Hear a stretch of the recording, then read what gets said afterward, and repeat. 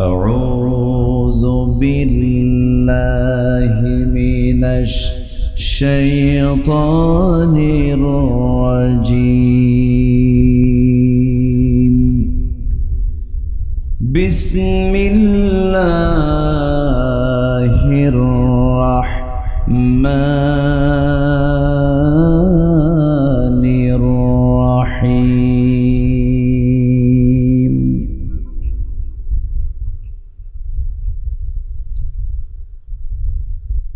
والذين صبروا ابتغاء وجه ربهم وأقاموا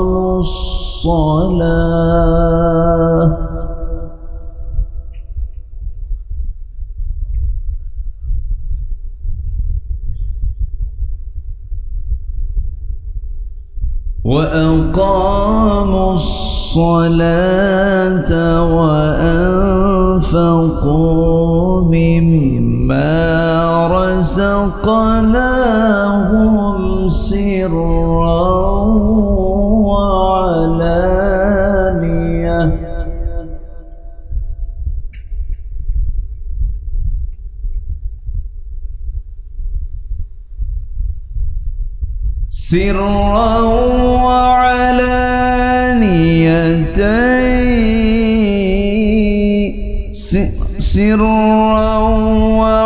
وعلانية ويدرؤون بالحسنة السيئة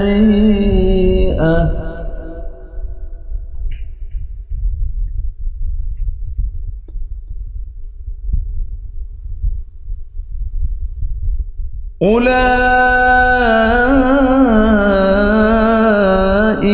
لهم عقبى الدار جنات عدن يدخلونها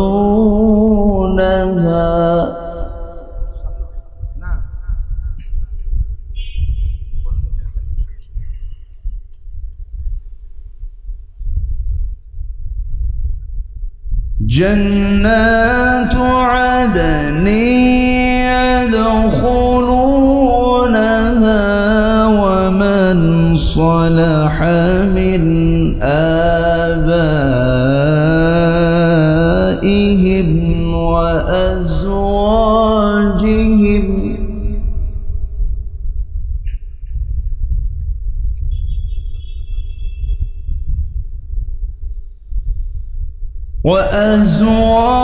وأزواجهم وذرياتهم والملائكة يدخلون عليهم من كل باب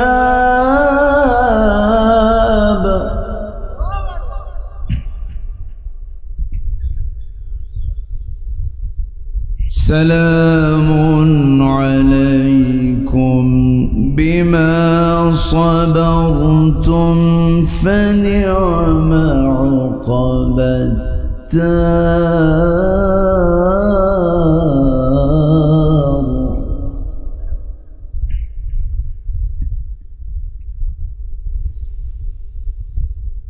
الله أكبر. بسم الله الرحمن الرحيم.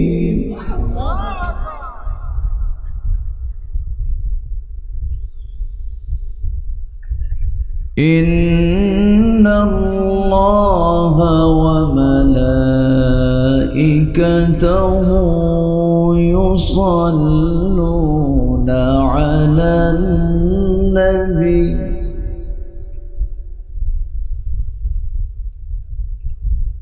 يا أيها الذين آمنوا صلوا عليه وسلموا تسليما. الله اللهم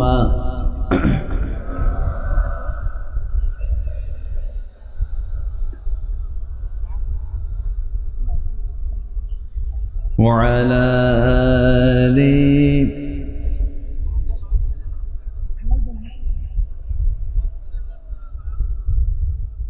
একটু মোহাম্মত দিয়ে নবীর প্রেমে মাতোয়ারা হয়ে জবান খুলে আওয়াজ দিয়ে সবাই বলুন আল্লাহুম্মা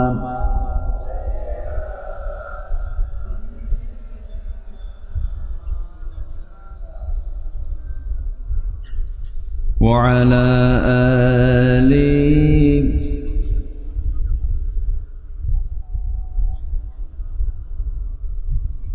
তাইফের কথা ভেবে কাঁদে শুধু দুনয়ন এমন দরদি পেতে কাঁদে মন অনুক্ষণ কাঁদে মন অনুক্ষণ ওহুদে দাঁত হারাম আহমদ যখন লৌহ মাখা কিয়ামতে উঠবে তখন জিহাদ না করে কিভাবে দেখাবে তুমি চাঁদ চেহারা রূপে ওয়াতুল আল্লাহুম্মা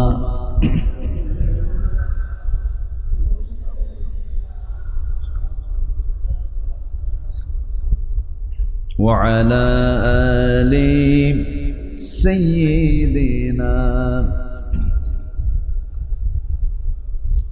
সবাই বলুন বালাগাল উলা বিকামালিহি কাশাফাত তুজা বিজামালিহি হাসুনাত জামিউ খিসালিহি সাল্লু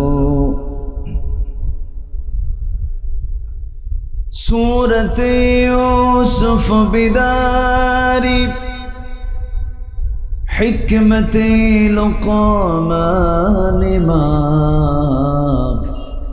قارئ قرآن باري يهدي لسادمان ما بلغ العلا بكماله كشف التجى بجماله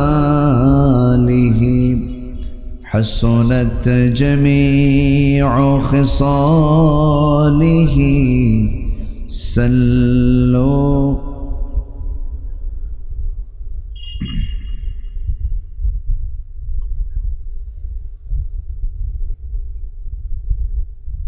প্রাকৃতিক সৌন্দর্যের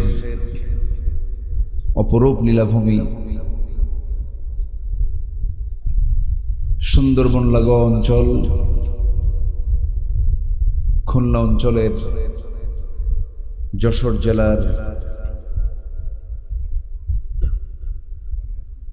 মনিরামপুর উপজেলার গয়েশপুর যুব সমাজ মাহফিল ইন্তেজামী কমিটি কর্তৃক আয়োজিত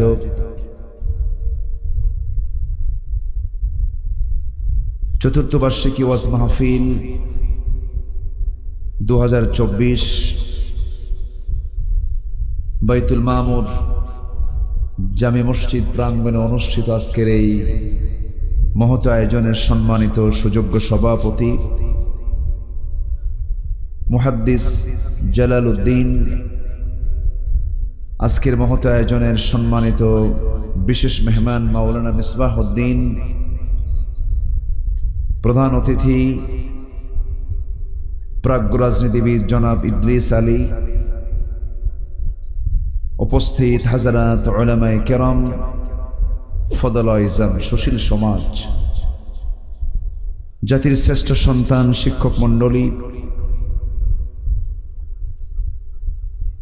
জাতির বিবেক সাংবাদিক বৃন্দ, সামনে উপস্থিত দূরে কাছের বিভিন্ন স্থান থেকে ছুটে আসা কালেমার ঝান্ডাবাহী, তাওহীদের পতাকাবাহী দিন ইসলামের নরসারদুল বীর মুজাহিদ প্রাণ প্রিয় সম্মানিত দিনী ভাইয়েরা, আড়ালে বসে আছেন শ্রদ্ধেয়া সম্মানিতা মা বোনেরা, আলোচনার সূচনায় আনুষ্ঠানিকতার মধ্য দিয়ে আমার পক্ষ থেকে আবারও দিল খোলা সালাম, আসসালামু আলাইকুম ওয়া রাহমাতুল্লাহি ওয়া বারাকাতুহু। সালামের জবাব একটু ভিজা ভিজা মনে হলো, এখানে তো বৃষ্টি হয়নি। আসসালামু আলাইকুম ওয়া রাহমাতুল্লাহি ওয়া বারাকাতুহু। সবাই কেমন আছেন? 5 আগস্টের পর থেকে মোটামুটি ভালো আছে। দেখেন না আজকে পোস্টারের নাম বেশি নাই, তো এখানে তো 100 নাম থাকার কথা। কার নাম বাদ দিলে মাহফিল বন্ধ হয়? এই জন্য আগল পাগল ছোট বড় সব আতিবাতি নেতার নাম পোস্টারে দেওয়া লাগতো। পোস্টারটা হয়ে গেছিল মাজলুমের শিকার। তো যাই হোক, আল্লাহ তাআলা আমাকে আপনার কাতারেই রেখেছেন, বলি আলহামদুলিল্লাহ। সারাদিনের স্ব কাজের পরিসমাপ্তির পর ক্লান্ত শ্রান্ত দেহটাকে একটু আরাম দেবার জন্য আল্লাহর দেওয়া নিয়ামা, সেটা হচ্ছে বিশ্রাম, ঘুম। এটাকে আমরা মাইনাস করে দিয়েছি আজকের কোরআন শোনার জন্য, বলি আলহামদুলিল্লাহ। যিনি আমাকে আপনাকে চুজ করে পছন্দ করে অসংখ্য লোকের মাঝ থেকে বাছাই করে এমন জান্নাতি বাগানে, পার্ট অফ হেভেন, জান্নাতের টুকরায় যিনি আমাকে আপনাকে আসার বসার চান্স দিলেন, সুযোগ দিলেন, সেই মহান রব্বুল আলামিনের শানে আমরা সবাই বলে উঠছি আলহামদুলিল্লাহ। জোরে বলছি আলহামদুলিল্লাহ, চিৎকার মেরে বলছি আল্লাহুম্মা ইন্নী আসআলুকা আল হুদা ওয়াত তুকা ওয়াল আফাফা ওয়াল গিনা। সবাই বলি আল্লাহুম্মা আইন্নি আলা যিকরিকা ওয়া শুকরিকা ওয়া হুসনি ইবাদাতিকা। আমরা আল্লাহ তাআলার শুকর আদায় করে নিলাম। সম্মানিত হাজিরিন, একটু উঠতে দেরি হলো। আমি চেয়েছিলাম 10টার মধ্যে উঠতে, মঞ্চে 10টায় উঠলে তাও একটা সৌন্দর্য থাকে, কিন্তু আমার দেশে ম্যাক্সিমাম মাহফিলগুলোতে এই প্রবলেমটা, এটা জাতীয় প্রবলেম, জাতীয় সমস্যা। লেখা থাকে প্রধান বক্তা, কিন্তু মাহফিলে সে হয়ে যায় শেষ বক্তা। ওই সময় মানুষের ক্লান্তি আসে, যাওয়ার সময় হয়, মানুষের চোখে ঘুম আসে। এই সময় আলোচনা করাটা খুবই টাফ, খুব কঠিন। কিন্তু এটা 1000বার বললেও এটার কোনো ফলাফল আমি এই 25 বছরে পাই নাই। সম্মানিত হাজিরিন, যাই হোক, উঠতে যেহেতু দেরি হলো, শেষ হতে যদি একটু দেরি হয়, কোনো কষ্ট হবে না তো? নাকি কোনো কষ্ট হবে না তো? ফ্যানটা অন্যদিকে দেন, বেশি লাগতেছে। আমাকে তো সময় দেওয়ার জন্য আপনি আসেননি, মূলত কোরআনকে সময় দেওয়ার জন্য এসেছেন। আমাকে কেন? আমার কোনো মূল্য নেই, আমার কথার কোনো দাম নেই যদি আমার কথার মধ্যে কোরআন না থাকে। আমি আপনি তখনই মূল্যবান হব যখন আমরা কোরআনওয়ালা হব। কোরআন যে কথা বলে সেই কথা বলবো, কোরআন যা আমাকে আদেশ দেয় সেই আদেশগুলো ফলো করব। তখন আমার দাম, আমার সম্মান বাড়ায় দিবেন তিনি কে? আসতে বলবেন না, তিনি আমার কে? আমরা দুনিয়ার একটা জনপ্রিয়তার জন্য কত কি করি, কিন্তু আপনি কি জানেন এমন কিছু আমল আছে যে আমলগুলো বান্দা গোপনে গোপনে করলে ফেরেশতারা আসমানে গিয়ে তার নামে এলান শুরু করে দেয়।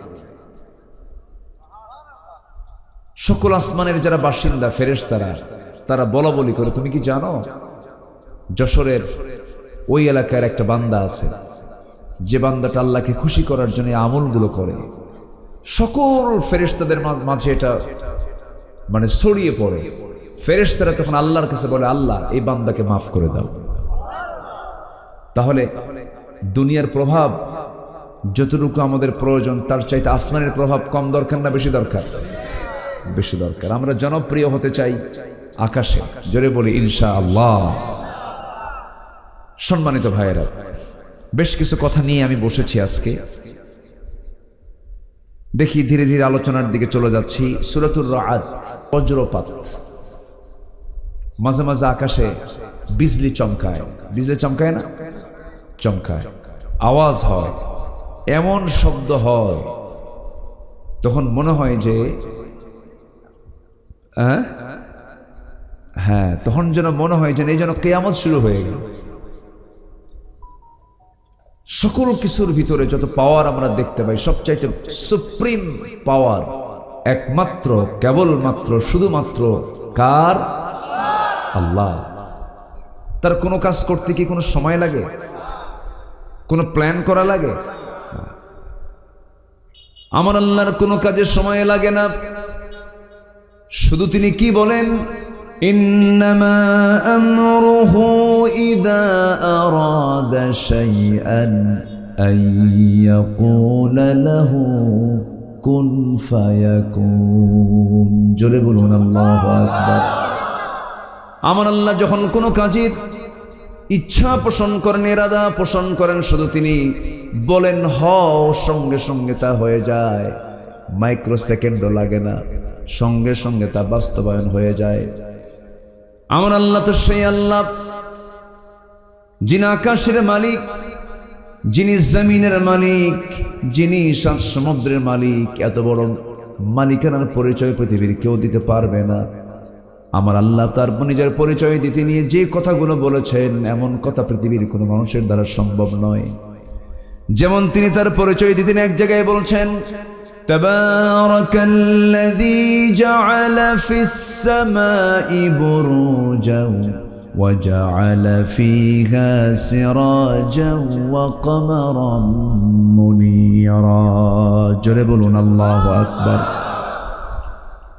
অতীব বরকতময় সেই মহান প্রভু যিনি আকাশে বুরুজগুলো সেট করেছেন, সেখানে রেখে দিয়েছেন প্রদীপ্ত সূর্য এবং আলোকিত চাঁদ।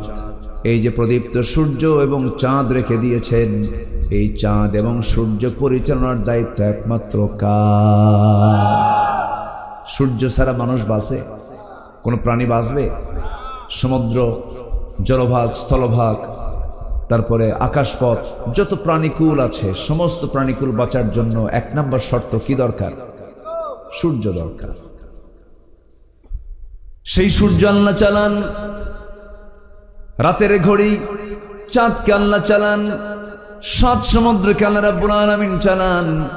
এমন বড় পরিচয় কেউ দিতে পারে না আল্লাহ রাব্বুল আলামিন। তারপরেই বলছেন তাবারাকাল্লাযী জাআলা ফিস সামাই বুরুজান ওয়া জাআলা ফীহা সিরাজান ওয়া কমারান মুনীরা ওয়া হুয়াল্লাযী জাআলাল লাইলা ওয়ান নাহারা খিলফাতান লিমান আরাদা আন ইয়াযযাক্কারা আও আরাদা শুকুরা। জোরে বলুন আল্লাহু আকবার। তিনি সেই মহান রব যিনি রাতকে দিনের মধ্যে ঢুকান, দিনকে রাতের মধ্যে ঢুকায় দেন। তুলিজুল লাইলা ফিন নাহারি ওয়া তুলিজুন নাহারা ফিল লাইল وتخرج الحي من الميت وتخرج الميت من الحي وترزق من تشاء بغير حساب জোরে বলুন আল্লাহু আকবার।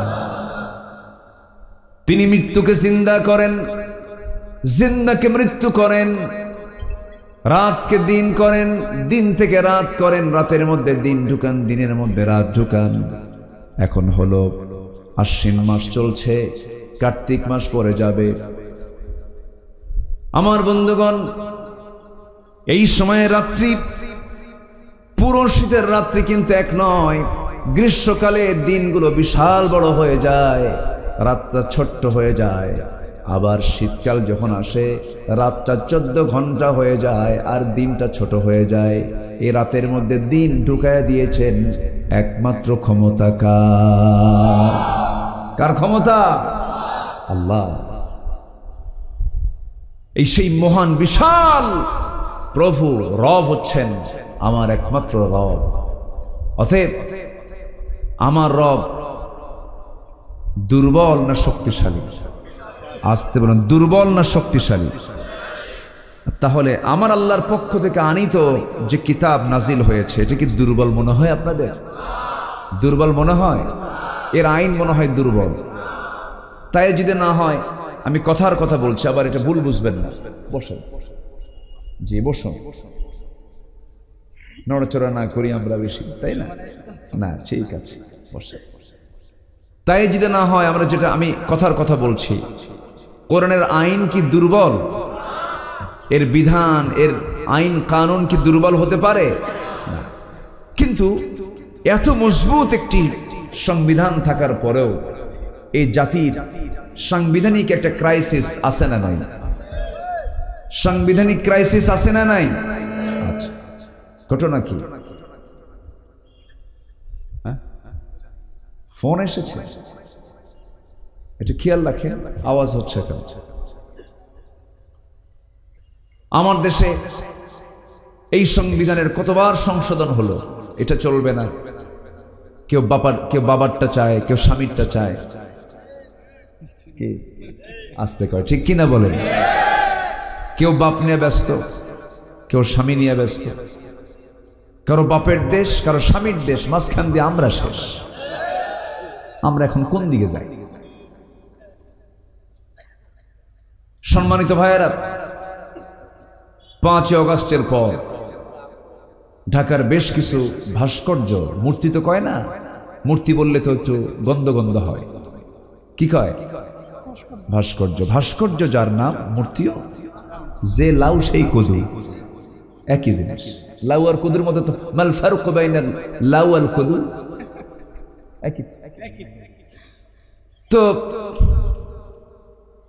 সেই ভাস্কর্যগুলো যখন, মুরালগুলো যখন ভাঙতেছে, ঠিক সেই সময় আন্তর্জাতিক খ্যাতিসম্পন্ন একজন ব্যক্তি আমার দেশের, যিনি এখন প্রধান উপদেষ্টা হয়েছেন, তার বক্তৃতা, তার বচনভঙ্গি, তার কথাবার্তার মধ্যে একটা আর্ট আছে, সৌন্দর্য আছে। সম্মানিত ভাইয়েরা, ওনাকে প্রশ্ন করা হলো যে এই মূর্তিগুলো ভাঙ্গা হচ্ছে, এই ব্যাপারে আপনার কি বক্তব্য? উনি বললেন, এই প্রশ্ন আমাকে করছেন কেন? যার মূর্তি ভাঙ্গা হচ্ছে তার মেয়েকে প্রশ্ন করো।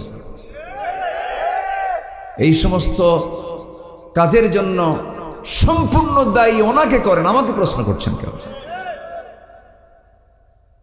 সম্মানিত ভাইয়েরা, কোন মূর্তি যদি ইসলাম জায়েজ করত, আমি চূড়ান্ত কথা বলছি, আমার ভিতরে একটু, আমি ওই বেফাস কথা বলতে পারি না, স্ট্রেট ফরওয়ার্ড একটু কথা বলার চেষ্টা করি। আমাকে যারা ফলো করেছেন, ফলো করেন, তারা জিনিসগুলো বুঝতে পারেন।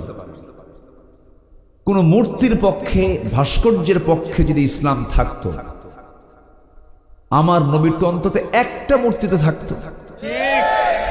আমার নবীর কোন ছবি আছে কোথাও? অথচ আমার নবীর আগের মানুষের ছবি এখনো আছে না? আছে। আমার নবীর একটা ছবি কেউ দেখাতে পারবেন না, একটা মূর্তি কেউ দেখাতে পারবেন না।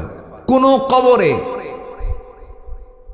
জন্মদিন অথবা মৃত্যু দিবস পালন করার জন্য পুষ্পস্তবক নিয়ে কবরবাসীর সামনে গিয়ে কবরের উপরে গিয়ে পুষ্পস্তবক ফুল দেওয়া, তারপরে সেখানে নীরবতা পালন করা, এই জাতীয় সিস্টেম যদি ইসলামে থাকতো, পৃথিবীর সব ফুল গিয়ে জমা হতো আগে নবীর কবরে। আছে? আসতে বলবেন না আছে? এই সমস্ত শিরকের কাজগুলো আমার দেশে আছে না নাই? 21শে ফেব্রুয়ারি জুতা পায় না খালি পায়? খালি পায়। শুনুন, একটা কথা বলি, আল্লাহ সব মাফ করবেন, কিন্তু এই সমস্ত আকাম কুকাম মাফ করবেন না। এগুলো চাকাম, এগুলো শিরকের কাজ, জঘন্য কাজ। এই সমস্ত কথাগুলো কোনোদিন আমি না বলে থাকিনি, বলেছি, জেলও খাটছি। পুলিশ যে কতবার ধরছে আমার এই হিসাব নেই, ধরে আবার ছাড়ে, আবার ভিতরেও ঢুকায়। এই করে এই জীবনের 16টা বছর পার করেছি। বাড়ি থেকে বের হয়েছি, বলেছি ফিরবো কিনা জানি না। মাহফিল শেষে সাদা মাইক্রোবাসে সাদা পোশাকের পুলিশ, শোনেন না এই কথাগুলো? শোনেন না? ধরে নিয়ে চলে গেছে। আয়না ঘর বানিয়েছিল তারা, গুম খুন এগুলো করেছে তারা। এখন তো মিডিয়া সবকিছু বলে দিচ্ছে। এই মিডিয়াগুলো 16 বছর তারা আর সাজিমে ছিল, এখন সব বলতেছে। এরা যে কই ছিল আল্লাহ জানে।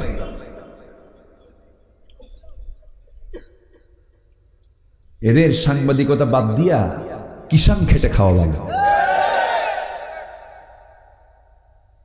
যা করেছে সব জানার পরেও তারা সত্যকে গোপন করেছে। ওমান আযলামু মিম্মান কাতামা শাহাদা, তার চাইতে বড় জালিম কে হতে পারে যারা সত্যকে আড়াল করে, সত্যকে আড়াল করে। এখন ঠেলার নাম বাবাজি, এখন ঠিকই করে। কথা আছে, আস্তে আস্তে আমাকে শুনতে, আমাকে বলতে দিবেন তো নাকি? বলতে দাও মানে আপনাকে থাকতে হবে। বলতে দিয়ে যদি দৌড় মারেন তাহলে তো হবে না। আমরা সবাই থাকবো, জোরে বলি ইনশাআল্লাহ। সাংবাদিকতার দাম ইসলামে আছে না নাই? কিন্তু সেই সংবাদ দিতে হবে নাবা বিনাবাইন ফাসিকিন, ফাসিকদের মতো সংবাদ দেওয়া যাবে না। সঠিক সংবাদদাতা হতে হবে। আমার নবীজির সাংবাদিক ছিল, গোয়েন্দা সংস্থা ছিল। আমার নবীজির সাংবাদিক ছিলেন হলো সাইয়েদনা আলী রাদিয়াল্লাহু তাআলা আনহু, বড় একজন সাংবাদিক তিনি ছিলেন। আল্লাহু আকবার বলেন। এরকম চোর সাংবাদিক না। সম্মানিত ভাইয়েরা, তাহলে 5 আগস্টের পরে আমরা একটা নতুন পরিবেশ পেয়েছি, বলি আলহামদুলিল্লাহ। কিন্তু আসল বিজয় কি হয়েছে আমাদের? আসতে পারে। আসল বিজয় কি হয়েছে? সাইকেল রাখলে সাইকেল থাকে, মোবাইল থুয়ে গেলে মোবাইল থাকে? থাকে না। এই যে বসে আছেন থেকে বান্দরবান পর্যন্ত আরবিতে একটা সীমান্তবর্তী এরিয়া ছিল, সানআ থেকে হাজরামাউত পর্যন্ত। এমন একটা সময় আসবে যে সময় নিকষ কালো ঘন অন্ধকার রাত্রিতে কোন সুন্দরী নারী একাকিনী নিঃসঙ্গিনী রাত্রি ভ্রমণ করবে, একাকিনী। কোন পুরুষ তার দিকে তাকানোর সাহস পাবে না, একমাত্র কারো ভয় নয়, কার ভয়ে?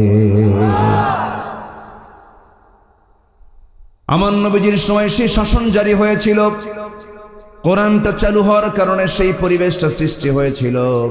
আজও যদি কোরআন কোন জনপদে চালু হয়ে যায়, আমার আল্লাহর ওয়াদা, লাফাতাহনা আলাইহিম বারাকাতিম মিনাস সামাই ওয়াল আরদ। জোরে বলুন আল্লাহু আকবার। আসমান এবং জমিনের রহমতের দরজা আমি আল্লাহ রাব্বুল আলামিন খুলে দেব। আমার বন্ধুগণ, বিশ্বে মোটামুটি এখন 2 শতাধিক রাষ্ট্র আছে। 2 শতাধিক রাষ্ট্রের ভিতরে 56টা হলো মুসলিম রাষ্ট্র। এই 56টি মুসলিম রাষ্ট্রের মধ্যে যদি বলা হয় কোরআন দিয়ে চলছে কয়টা দেশ, এমন দেশের সংখ্যা বেশি না কম? না একেবারেই কম। এই যে কয়েকদিন আগে হলো একটা। সারা জীবনে আমেরিকা সন্ত্রাসী বলেছে, জঙ্গি বলে তালেবানকে চিহ্নিত করেছে বারবার। সেই তালেবানরা কোরআন দিয়ে সমাজ চালাচ্ছে, রাষ্ট্র চালাচ্ছে। মাত্র কয়েকটা বছর, 2 বছর 1.5 বছর চলতেছে, তাদের যে অর্থনৈতিক যে সমৃদ্ধি, তাদের টাকার মানটা কমেছে না বেড়েছে? বেড়েছে। ওদের পক্ষে কথা বললে পরে আমাদেরকে বলে জঙ্গি, আমাদেরকে জঙ্গি। মানে তারা প্রমাণ করতে চায় ইসলাম মানি হলো জঙ্গিবাদ, ইসলাম যারা মানবে তারা হলো জঙ্গি। এই সমস্ত মিথ্যা অপপ্রচারগুলো চালানোর জন্য আমার দেশেও কিছু দালাল আছে না নাই? আছে। আমার দেশেও কিছু দালাল আছে। এগুলোকে ফেস করতে হবে, শত্রুগুলোকে চিহ্নিত করতে হবে। সম্মানিত ভাইয়েরা, আল্লাহ তাআলা আমাদেরকে একটা চান্স দিয়েছেন, একটা সুন্দর সময় আমরা পেয়েছি। আর মাহফিল করতে কমিটির কোনো টেনশন নেই। টেনশন আছে? দেখেন মুরব্বী কি হাসিটা মারছে এখন, দেখেন কোনো টেনশন নেই। কি যে পেরেশানি জানেন? মাহফিল কমিটির যে মূল ব্যক্তি, সে যে কত বড় আসামি ছিল 16 বছর। থানায় গিয়ে সামনে দাঁড়ায় থাকতে হতো। পুলিশ বলতো মাহফিল করে লাভ কি, বিড়ি খাইয়া লাভ কি? সম্মানিত ভাইয়েরা, থানা মানেই ছিল হলো একটা আতঙ্কের জায়গা, ঠিক কিনা? মামলা রেডি থাকতো, অজ্ঞাত। কি বলেন তো, কি শেষে কি? অজ্ঞাত। এখন আসামি পূরণ করতে হবে। আসামির একটা কোটা আছে যে থানায় এতগুলো মামলা, এতগুলো আসামি, এটা পূরণ করতে হবে। শেষ পর্যন্ত আসামি না খুঁজে পায়া রাস্তার ফকিরে ধরে না আসামি মানুষ, এরকম রেকর্ডও ছিল। কিন্তু আমার দেশ অত্যন্ত সম্ভাবনাময় একটা দেশ। এই জন্য বলবো আমি, পুলিশ ছাড়া, প্রশাসন ছাড়া, থানা ছাড়া 10টা দিন এদেশের জনগণ এই দেশ চালিয়েছে। চালায়নি? চালাইছে না? চালাইছে। এটা একটা কল্পনাতীত একটা বিষয়। আমেরিকা সম্ভব না। সোর, এই যে সোর একটা আছে আমাদের পার্শ্ববর্তী দেশ, সম্ভব না। আমার দেশের মানুষের ভিতরে কিছু গুণ আছে। শুধুমাত্র সব ভালো ছিল, শুধু একটা সমস্যা, সবচেয়ে বড় সমস্যা, একটাই সংকট, সবচেয়ে বড় সংকট। সেই সংকট হলো সৎ এবং যোগ্য নেতৃত্বের সংকট। মুসলমান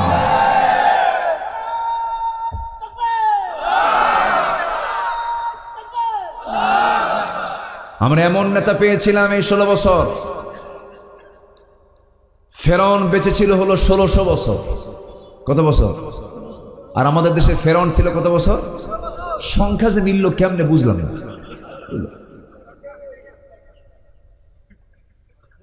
রাগ করতেছেন নাকি আপনারা?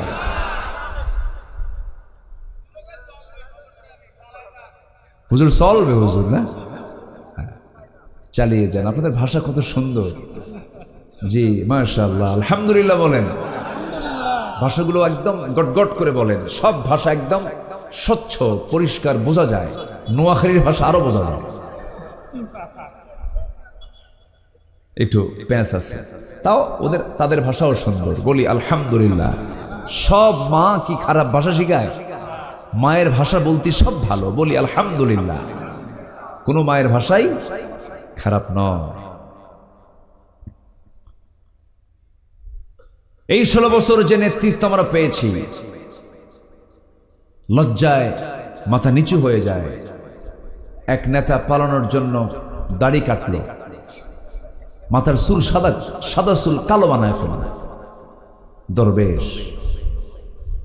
এই দরবেশটার নাম দিয়েছিলেন আন্দালিব রহমান পার্থ। তাকে ধন্যবাদ এত সুন্দর নাম আবিষ্কার করার জন্য।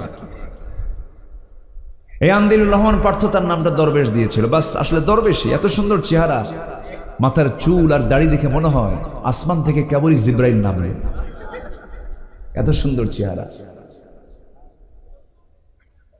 হাজার হাজার কোটি টাকার মালিক, শীর্ষস্থানীয় ধনী, পালানোর রাস্তা পাচ্ছে না। নৌকায় চলল, নৌকা আর ভেড়ে না, কুল কিনারা খুঁজে পায় না। কোস্টগার্ড ধরে ফেলল। সাথে ছিল আরেক বন্ধু, আইনমন্ত্রী। তাকে ধরে নিয়ে আসতেছে, টের পায় না এই যে আরেকজন আছে এই জায়গায়। আইনমন্ত্রী এখন নিজেই বলে আমার একা নিয়ে যাও কেন, ওই যে দরবেশ বসে আছে। দরবেশ বসে আছে। জালেমের বন্ধু জালেম হয় না, কিন্তু ইমানদারের বন্ধু ইমানদার হয়। কিন্তু ওই জায়গায় কোনো ইমানদার যদি দেখে আমার ইমানদার ভাইটা বিপদে পড়বে না, আমার বিপদ হয়ে যাক, আমি দুনিয়া থেকে বিদায় হয়ে যায়, আমার ইমানদার বন্ধু বেঁচে থাক। আমার বন্ধুগণ,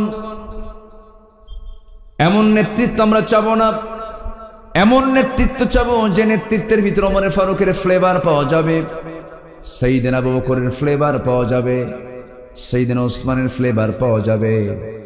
ওমর ফারুকের ব্যাপারে শ্রী মহাত্মা গান্ধীর মতো একজন হিন্দু ভদ্রলোক তিনি বলতে বাধ্য হয়েছেন, অশান্ত পৃথিবীকে শান্ত করার জন্য মুসলমানদের খলিফা ওমরের মতো একজন শাসক বর্তমান দুনিয়াতে দরকার। আমাদের মডেল তো ওমর, আমাদের মডেল তো আবু বকর, আমাদের মডেল তো ওসমান, আমাদের মডেল তো আলী। এই সমস্ত সাহাবীরা যদি আমাদের মডেল আমরা মনে করতাম, দেশের চিত্রটাই পাল্টে যেত। সাইয়েদনা ওমর ছিলেন 40টা রাষ্ট্রের রাষ্ট্রপ্রধান, অর্ধ দুনিয়ার শাসনকর্তা, আবার মসজিদে নববীর তিনি খতিব ছিলেন, তিনি ইমাম ছিলেন। যিনি রাষ্ট্রের ইমাম তিনি মসজিদেরও ইমাম। এমন চিত্র আমার দেশে আছে নাকি? আসতে বলবেন না, আছে নাকি? ইসলাম তেমন চিত্রই চিত্রায়িত করতে বলে। যে হবে মসজিদের নেতা, সে হবে সমাজের নেতা, সে হবে রাষ্ট্রের নেতা। আজকে যদি বাইতুল মুকাররমের ইমাম যদি খতিব যদি বেতনভুক্ত না হয়ে যদি বঙ্গভবনের বাসিন্দা যদি বাইতুল মুকাররম চালাতো, আজকে খতিবকে পালায় থাকা লাগতো না। খতিব পালাইছিল জানেন আপনারা? এমন খতিব নাই, মানে নিখোঁজ সংবাদ, নিখোঁজ সংবাদ, খতিব নাই। 2 সপ্তাহ পরে সাঙ্গ নিয়ে আবার মসজিদ দখলের চেষ্টায় আসছে। জুতার বৃষ্টি, এমন জুতার ঢিল মারা হলো, এত জুতা নিক্ষেপ করা হলো যে জুতা ছাড়ার কিছুই দেখা যাচ্ছিল না। পরে সাংবাদিক ব্রিফিং করে খতিব বলতেছে, অল্পের জন্য রক্ষা পেয়েছি, একটা জুতাও আমার গায়ে লাগে নাই। এই হচ্ছে অবস্থা। সম্মানিত ভাইয়েরা, আমি একটা আয়াত, 2-3টা আয়াত তেলাওয়াত দিয়ে শুরু করেছি সূরাতুর রাআদ থেকে। আমি সেখান থেকে কিছু কথা বলতে চাই। আমরা আজকে 4টা আমল শিখে যাব। জোরে বলি ইনশাআল্লাহ, জোরে বলি ইনশাআল্লাহ। কয়টা আমল বলেন তো? এর মধ্যে একটা আমল জানেন, সবচেয়ে বড় মজবুত আমল, সেটা হচ্ছে ধৈর্য শিখে যাব। কি বলেন তো, কি শিখে যাব? ধৈর্য। বিয়ে আগে দরকার না ধৈর্য আগে দরকার? আস্তে খা, আস্তে খা। অনেকে কইছে বিয়ে আগে দরকার, ধৈর্য আগে দরকার। মানে রেগে যাবেন তো হেরে যাবে, ধৈর্য যদি ঘটবে তো একটা অঘটন ঘটে যাবে। এই জন্য আল্লাহ তাআলা নামাজের আগে ধৈর্যের কথা বলেছেন, ইস্তাঈনু বিস-সাবরি ওয়াস-সালাহ। আল্লাহু আকবার বলেন। ধৈর্যের সাথে এবং নামাজের মাধ্যমে তোমরা আমার কাছে সাহায্য চাও। তেলাওয়াতকৃত আয়াতের প্রথম অর্ডারটাই হলো, যারা ধৈর্য ধারণ করবে আল্লাহর সন্তুষ্টির জন্য। সবর একটা সবচেয়ে বড় গুণ। সবর আছে যার, ব্যবসা আছে তার, সবর আছে যার, পরিবার আছে তার, সবর আছে যার, সংসার জীবন আছে তার, সবর আছে যার, আল্লাহর সন্তুষ্টি হাসিল আছে তার। সব জায়গায় ধৈর্যের দরকার আছে না নাই বলেন? আছে। ধৈর্য ছাড়া কোনো কিছুই হয় না। আল্লাহ রাব্বুল আলামিন সুন্দর করে সূরাতুল বাকারার 155 নম্বর আয়াতে বলছেন, যারা পারেন ঠোঁট মিলিয়ে বলুন, আমার সঙ্গে আয়াত মিলিয়ে বলুন, খুব কমন আয়াত। আল্লাহ রাব্বুল আলামিন বলেন, ইয়া আইয়ুহাল্লাযীনা আমানুস্তাঈনু বিস-সাবরি ওয়াস-সালাহ ইন্নাল্লাহা মা'আস-সাবিরিন। জোরে বলুন আল্লাহু আকবার। ইমানদারেরা, তোমরা আমার কাছে সাহায্য চাইবে সবর এবং সালাতের মধ্য দিয়ে। আর জেনে রেখে দিও, আমি আল্লাহ ধৈর্যশীলদের সাথে সর্বক্ষণ আছি। ধৈর্য হারা ব্যক্তির সঙ্গে আমার কোনো সম্পর্ক নাই। আমার বন্ধুগণ, ধৈর্য আগে দরকার। দেখবেন বিয়ে করেছে, ধৈর্য নাই, সকালেও তালাক দেয়, বিকেলেও তালাক দেয়, আবার সংসারও করে। এমন সংসার বুঝি যশোর জেলায় নাই? আসতে বলবেন না, আছে না? নাই, খালি তালাক নেই।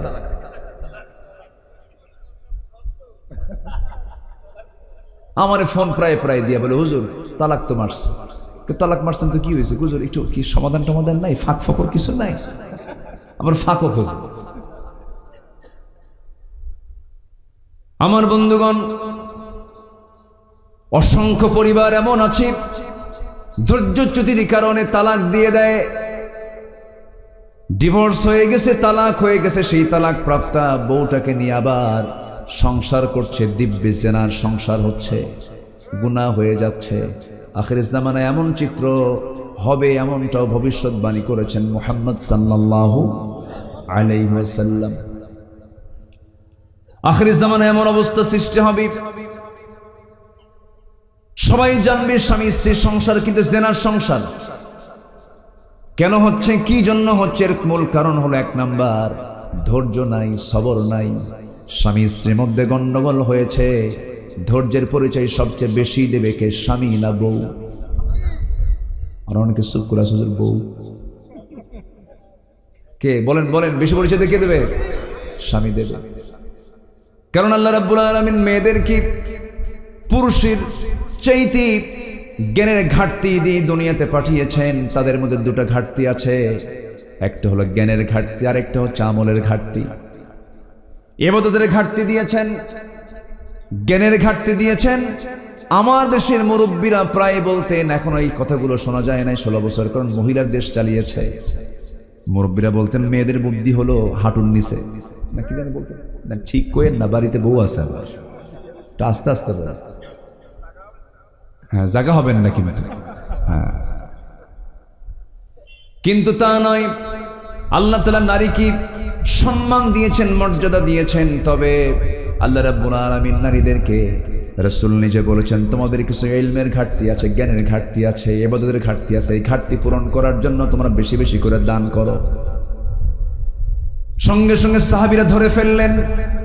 মহিলা সাহাবীরা আড়াল থেকে বলছেন, ইয়া রাসূলুল্লাহ, জ্ঞানের ঘাটতি কি, ইলমের ঘাটতি কি, আর হচ্ছে আমাদের ইবাদতের আমলের ঘাটতিটা কি, একটু আমাদেরকে শিখিয়ে দেন। রাসূল বললেন, জ্ঞানের ঘাটতি হলো সাক্ষীর যখন প্রয়োজন হয়, পুরুষ একজন হলেই হয়, কিন্তু নারীর লাগে কয়জন? দুজন। তাহলে একজন পুরুষ সমান নারী দুজন। এরপরে তোমাদের আমলের ঘাটতি হলো, পুরুষ মানুষ সারা মাস, তারা সারা বছর, সারা জীবন তারা ইবাদত করতে পারে, নামাজ থেকে তারা মাহরুম থাকতে পারে না, নামাজ তাদের জন্য বাধ্যতামূলক।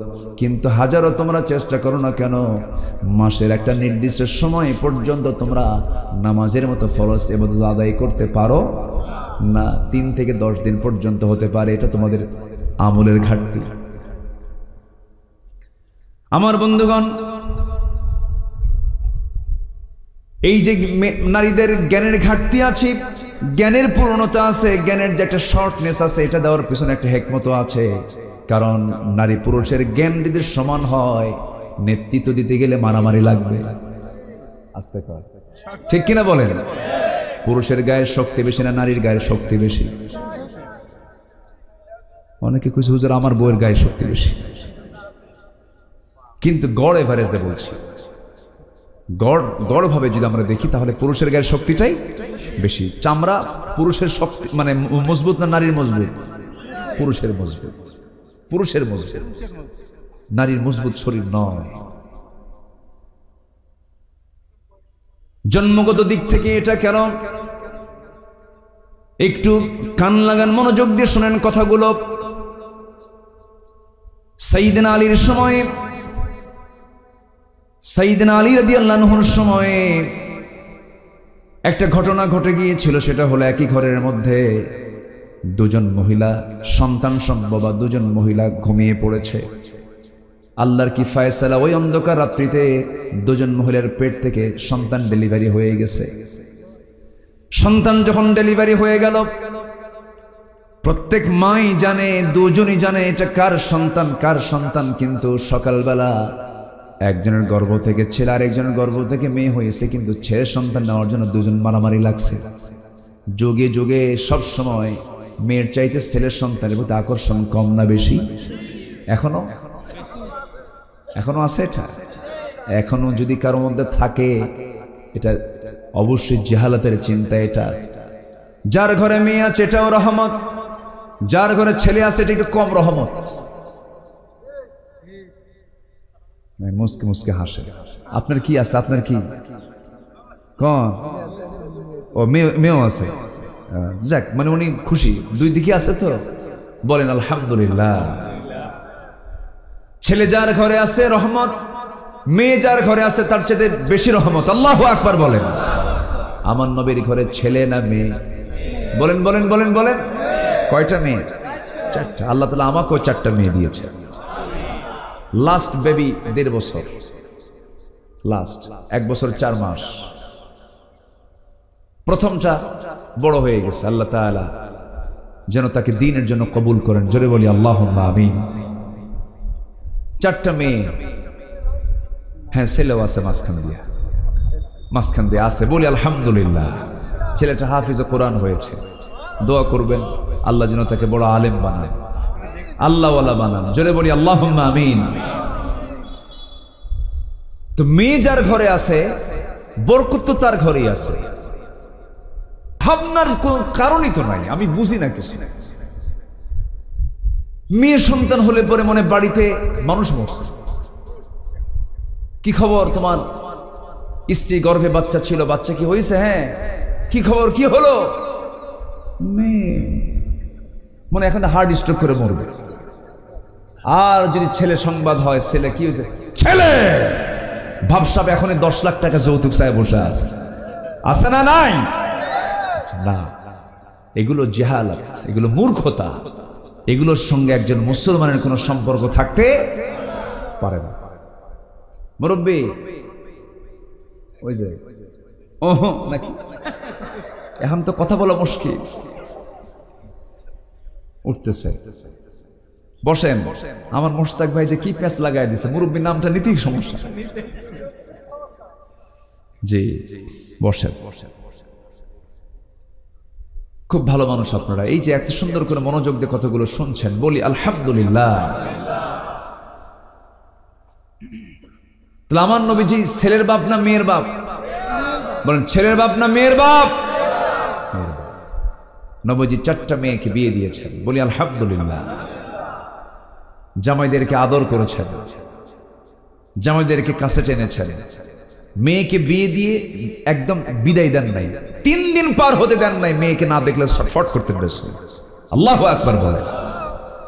মোহাব্বত করেছেন, পরিবারের প্রতি যত্নশীল ছিলেন তিনি। সবার খবর রাখতেন, আত্মীয় স্বজনের খবর রাখতেন।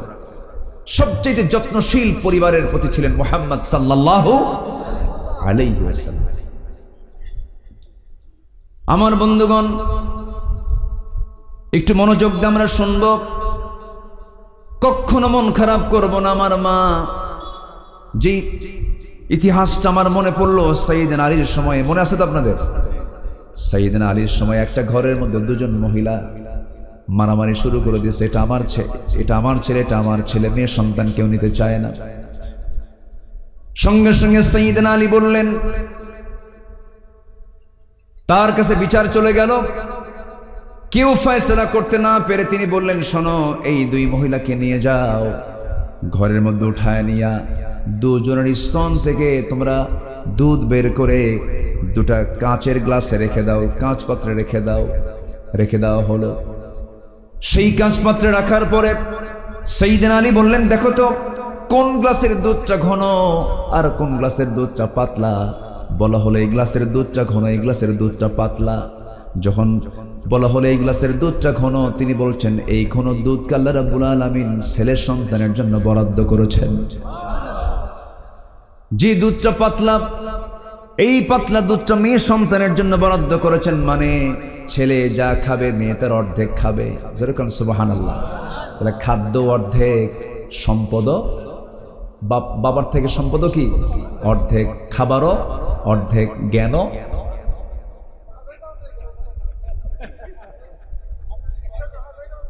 কি প্যাঁচ লাগতেছে? প্যাঁচ লাগাই দিচ্ছে নাকি আমি? না, এটা বাস্তব। যে এটা দেখবেন প্রশংসা করলে সহজে পুরুষ কাবু হয় না। কোন পুরুষের সামনে যদি আপনি তার প্রশংসা শুরু করেন, সে মনে মনে ভাববে সে আমারে মনে হয় একটা কিছু করতে চাচ্ছে, এত পাম দেয় কেন। কিন্তু একটা মেয়ের সামনে যখন বলবেন, আপনার বউকে যখন বলবেন, শোনো তুমি আমার চোখ আকাশের পূর্ণিমার চাঁদ, হ্যাঁ আমি তাই। কি কথা বোঝেন?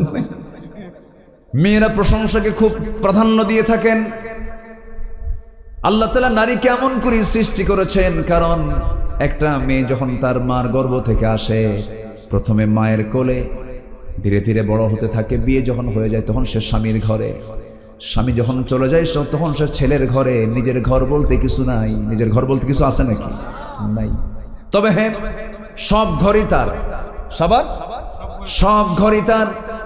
এই যে আল্লাহ তাআলা তাকে এমন করে দায়িত্ব দিয়েছেন, এত সম্মান দিয়েছেন, মর্যাদা দিয়েছেন। তবে একটা কথা জেনে রাখবেন, আমি তাদেরকে ছোট করার জন্য কথাগুলো বলছি না। এই পৃথিবীতে কোন দিন কোন ধর্ম এত সম্মান দেয় নাই যে সম্মানটা নারীকে দিয়েছে। রাসূল বলেছেন, আমার কাছে তিনটা জিনিস প্রিয়। নাম্বার 1 হলো চক্ষু শীতলকারী নামাজ, নাম্বার 2 হলো সুগন্ধি, নাম্বার 3 হলো মাকে আমার দারুণ পছন্দ। যেরকম সুবহানাল্লাহ। নারী জাতি আমার কাছে পছন্দ। রাসূল নিজে বলেছেন, মেয়েদের ব্যাপারে ভূয়সী প্রশংসা করেছেন। রাসূল নিজে বক্তব্য দিয়ে স্পষ্ট করে দিয়েছেন, শোনো জান্নাতটা আল্লাহ রাব্বুল আলামিন রেখে দিয়েছেন। জান্নাতের ঠিকানা যদি তোমরা জানতে চাও, জান্নাতের ঠিকানা হতেছে মা জাতির পায়ের নিচে। যেরকম সুবহানাল্লাহ। কার পায়ের নিচে বলেন তো? মায়ের। এখন কোন মায়ের দাম কি কম না বেশি? আসতে বলবেন না, কম না বেশি? বেশি। আল্লাহ জানেন নেতৃত্বের জন্য কিছু ব্যালেন্স করা দরকার। শক্তি, জ্ঞান সব কিছুকে ব্যালেন্স না করলে পরে নেতৃত্ব থাকবে না, চেইন অফ কমান্ড থাকবে না, রিজালু কাওয়ামুনা আলান নিসা এটা থাকবে না। আল্লাহ তাআলা সবকিছু বুঝে সৃষ্টির দিকটা তিনি ব্যালেন্স করেছেন। তিনি শুধু সৃষ্টি করেন নাই, আল্লাযী খালাকাকা ফাসাওয়াকা ফাআদালাক ফি আইয়ি সূরাতিন মা শাআ রাক্কাবাক। জোরে বলুন আল্লাহু আকবার। এখন প্রশ্ন হলো, দুধ কেন ঘন হলো, দুধ কেন পাতলা হলো? কি ঠিক কিনা বলে? দুধ কেন ঘন হলো, দুধ কেন পাতলা হলো? ওয়াজ আবার শুরু হলো।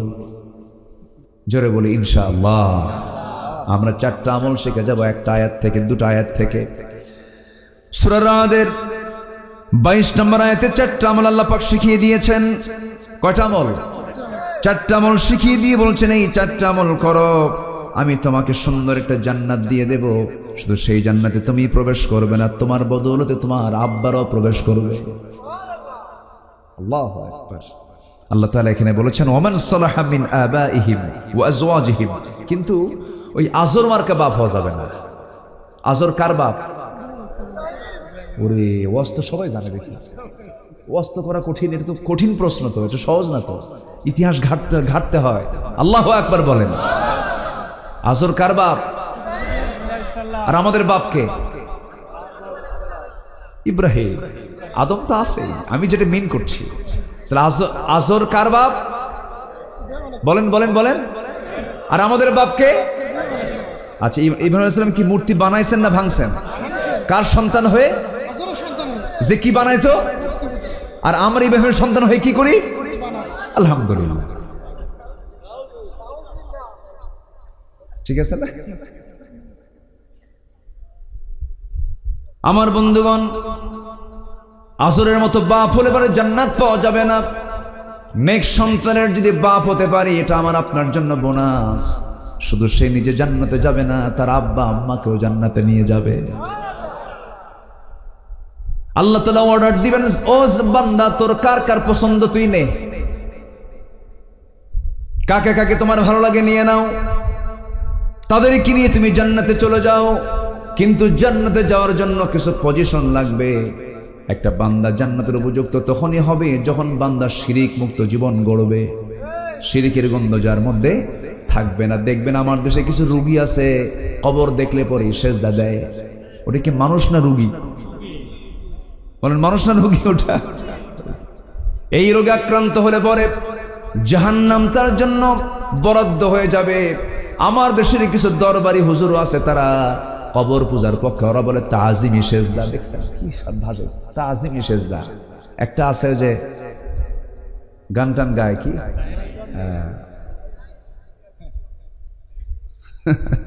কি সিচুয়েশন, কি আমার দেশে যে কি চলছে এখন, এগুলোকে একটু ব্যালেন্স করা দরকার। বেহুদা বক্তব্য যারা দেবে তাদেরকে মঞ্চ থেকে নামায় দেওয়া দরকার, ঠিক কিনা? মঞ্চটাকে কলুষিত করছে একটা মহল, আয়াত নাই, হাদিস নাই, খাজা দিল কর তাজা, ইসমে জালাল, গাজার কলকি খাওয়া হালাল, যেরকম নাউজুবিল্লাহ। আছে না নাই? আছে। এদের সংখ্যাও কিন্তু কম না, অনেক। চিটাগাং গেলে তো উপায় নাই, কত যে মাজার আমার দেশে আছে। এক এলাকার নাম আছে 3 লাখ পীর।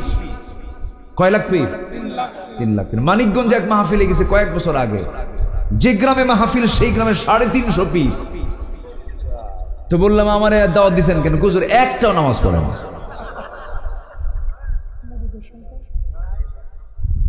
সম্মানিত ভাইরা, এত পীর থাকার পরেও আমার দেশ থেকে সুদ বন্ধ হয় না, ঘুষ বন্ধ হয় না। ঘুষ এই সমস্ত মুরিদ বানায় বন্ধ হবে না, ঘুষ ঘুষি মেরে বন্ধ করতে হবে মুসলমান। ঘুষি ঘুষি ঘুষ বন্ধ করতে হবে, কি মেরে? ঘুষ মেরে। এমনি এমনি বন্ধ হবে না। ফালিগাইয়িরহু বিয়াদিহি, এটা আমার কথা না, রাসূল বলেছেন কোন অন্যায় কাজ হতে দেখলে হাত দিয়ে আগে মিটাও। কি তাহলে ঘুষ বন্ধ করতে হবে কি মেরে? ঘুষ মেরে। ফালিগাইয়িরহু বিয়াদিহি ফাইন লাম ইস্তাদি' ফাবিলিসানিহি, না পারলে মুখ দেখো, না পারলে মুখ দিয়ে বলো। আমার বন্ধুগণ, এত দরবার, এত মুরিদ, এত মসজিদ, এত খানকা, এত মাদ্রাসা, এরপরও সুদ বন্ধ হয় না, এরপরও জেনা বন্ধ হয় না, মদের দোকান বন্ধ হয় না। তাহলে বোঝা গেল মসজিদ বাড়লে, মাদ্রাসা বাড়লে, আলেম ওলামা বাড়লেই বন্ধ হবে না। এই সমাজ থেকে, রাষ্ট্র থেকে এই সমস্ত অপকর্ম দূর করার জন্য জমিনে চালু করে দিতে হবে কার বিধান? আসতে বলবেন না, কার বিধান? এটা কি এমনি এমনি আসবে নাকি? এমনি এমনি আসবে না। এর জন্য কাজ করতে হবে যে কাজটা রাসূল শিখিয়ে দিয়েছেন আমাদেরকে। আল্লাহ তাআলা তার রাসূলকে কেন পাঠিয়েছেন, কি জন্য পাঠিয়েছেন? কোরআনকে প্রশ্ন করুন, কোরআন জবাব দিয়ে দিচ্ছে। আমার সঙ্গে ঠোঁট মিলিয়ে সবাই বলুন, হুয়াল্লাযী আরসালা রাসূলাহু বিল হুদা ওয়া দীনিল হক লিইয়ুযহিরাহু আলাদ-দীনি কুল্লিহি ওয়া কাফা বিল্লাহি শাহীদা। জোরে বলুন আল্লাহু আকবার। তিনি সেই মহান প্রভু যিনি তার রাসূলকে দ্বীনে হক দিয়ে দুনিয়াতে পাঠিয়েছেন, যেন তিনি কি করতে পারেন? সকল দ্বীনের উপরে আল্লাহর দ্বীনকে বিজয়ী করেন। এই জন্য আমি আল্লাহ তাকে দুনিয়াতে পাঠিয়েছি। এই দুনিয়াতে আল্লাহর দ্বীন ইসলাম ছাড়া আরো দ্বীন, আরো মতবাদ দুনিয়াতে আছে না নাই বলেন? আচ্ছা, আমার দেশে চলছে আল্লাহর আইন না মানুষের আইন? বলেন বলেন, কার আইন চলছে? মানুষের আইন চলছে আমার দেশে। আমরা চাইবো কার আইন? আসেন দোয়া করে দিই। দু একজন করে ওঠে,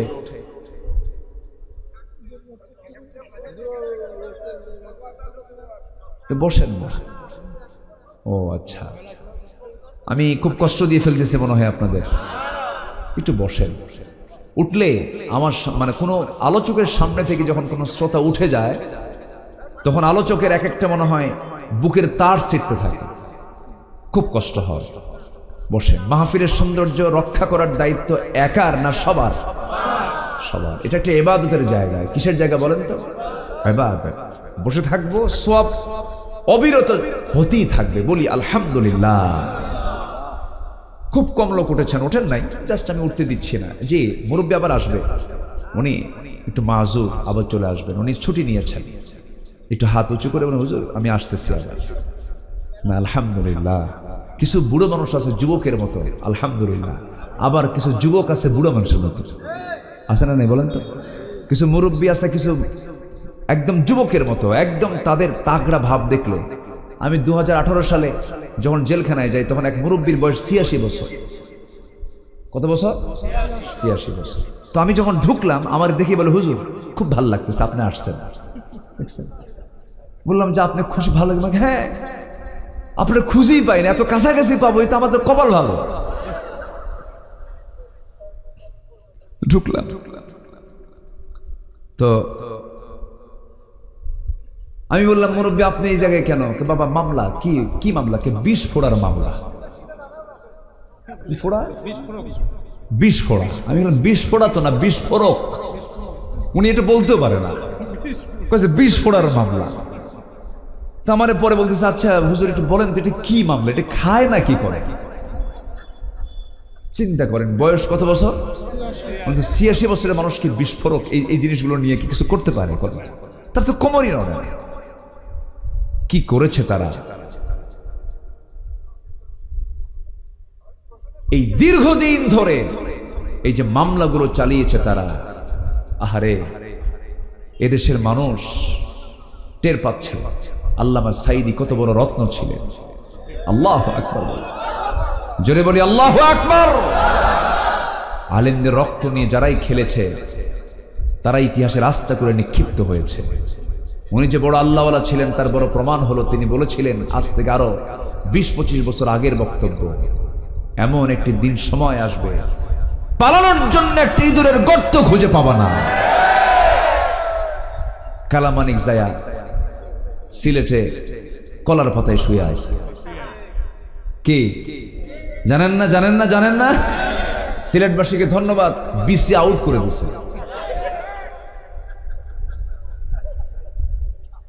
সম্মানিত ভাইয়েরা, আল্লাহ কি দেখান, কি দেখান না, কি করেন না আল্লাহ দেখেন। আল্লাহু আকবার বলেন। সম্মানিত ভাইয়েরা, উনি বলেছিলেন শুধু গোড়ায় একটা ঝাঁকি দেওয়া হবে, মামুর বাড়ি দিল্লি গিয়ে পড়বেন। একদম সোজা কোথায় গিয়ে পড়ছে, একদম নামে নাম মিলে গেছে। সম্মানিত ভাইয়েরা, সেই মহান ব্যক্তি এদেশের মানুষ গড়ার কারিগর, হতাশাগ্রস্ত যুবকদের আলোর দিশা ছিলেন তিনি। অযোগ্য অবাধ্য সন্তানদের অনুগত সন্তানের রূপ দিয়েছেন যার বক্তব্য দিয়ে, তিনি হচ্ছেন আল্লামা সাঈদী।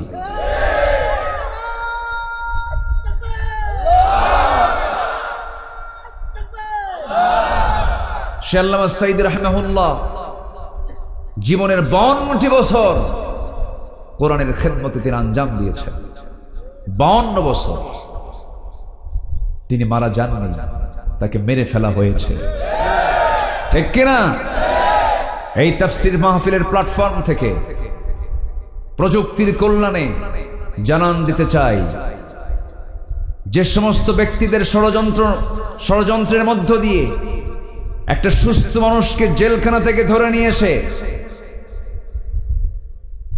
চিকিৎসার নামে হার্টের রোগী বানিয়ে তাকে জেলখানা থেকে বের করে হসপিটালে রেখে, যে ডাক্তারদের অধীনে রেখে তাকে ইনজেকশন পুশ করে মারা হয়েছে, অবিলম্বে সেই সমস্ত চিকিৎসকদেরকে গ্রেফতার করার সময়ের দাবি।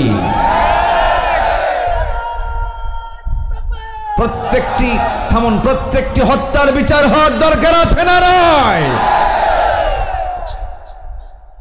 আমার এই সমস্ত যুবক ছেলেদের কি অপরাধ ছিল? তার শুধু বলেছিল বৈষম্য দূর করো, আমিও পড়ি তোমরাও পড়বা, আমার চাকরি হবে না তোমার চাকরি হবে। এটা কেমন কথা? কোঠা বাতিল করতে হবে। জবাব এলো, অহংকার সুলভ বক্তব্য এলো, রাজাকারের নাতিপুতিরা চাকরি পাবে। অহংকার শব্দটা যদিও ছোট, কিন্তু এটার ভয়ঙ্কর চিত্র দেখায় দেন কে? আস্তে ভয়ঙ্কর চিত্র দেখায় দেন কে?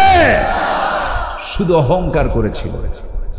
রাজাকার শব্দ ছিল ব্যান্ড শব্দ, সে রাজাকার শব্দ হয়ে গেল ব্র্যান্ড শব্দ। সবাই বলে ফেললো আমি কে, তুমি কে। সম্মানিত ভাইয়েরা, আমরা 71কে স্বীকার করব না কেন? 71-এ যারা জীবন দিয়েছেন অবশ্যই আমরা তাদেরকে সম্মান করি। দেশ স্বাধীনতার জন্য 71-এর ভূমিকা যাদের ছিল অবশ্যই আমরা তাদেরকে অনার করি। 52-এর ভাষা আন্দোলন যারা করেছেন আমরা তাদেরকে সম্মান করি। আমাদের তারা অগ্রজ, তারা অনেক দেশের জন্য অনেক ত্যাগ স্বীকার করেছে।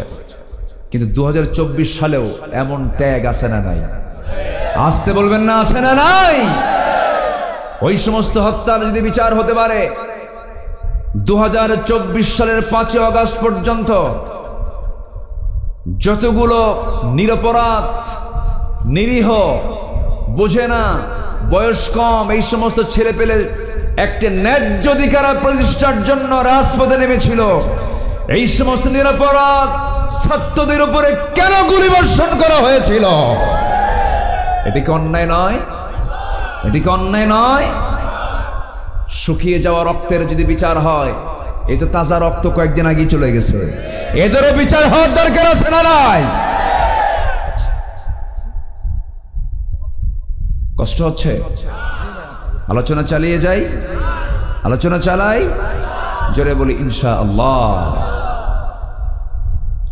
আমার বন্ধুগণ, তবে হ্যাঁ, আমাকে আপনাকে সবরের পরিচয় দিতে হবে, ধৈর্যের পরিচয় দিতে হবে, তাছাড়া কোনো কাজে সফল হতে পারবো না। দাঁড়িয়ে থাকাও কিন্তু ধৈর্যের পরিচয়, এই যে বসে আছেন এটাও কিন্তু ধৈর্যের পরিচয়। ধৈর্য ছাড়া কোনো কাজ হয় না।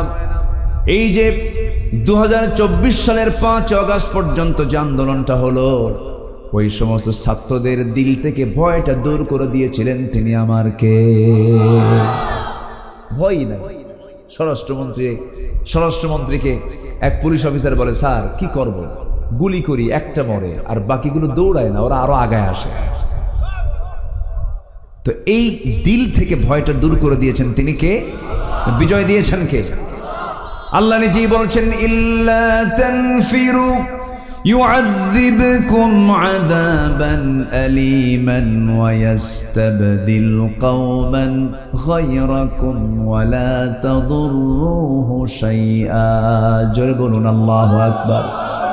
তোমরা যদি পালাও তাহলে তোমাদের পরিবর্তে এমন একটা জালিম গোষ্ঠীকে তোমাদের উপরে চাপিয়ে দেব, তুমি তাদের কোনো ক্ষতি করতে পারবে না।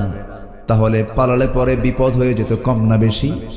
বেশি। কিন্তু বিপদ দূর করার জন্য ওই সমস্ত যুবকদের দিল থেকে ভয় দূর করে দিয়েছেন তিনি আমার কে? বিজয়টা কে দেন? আসতে বলবো না, বিজয়টা কে দেন?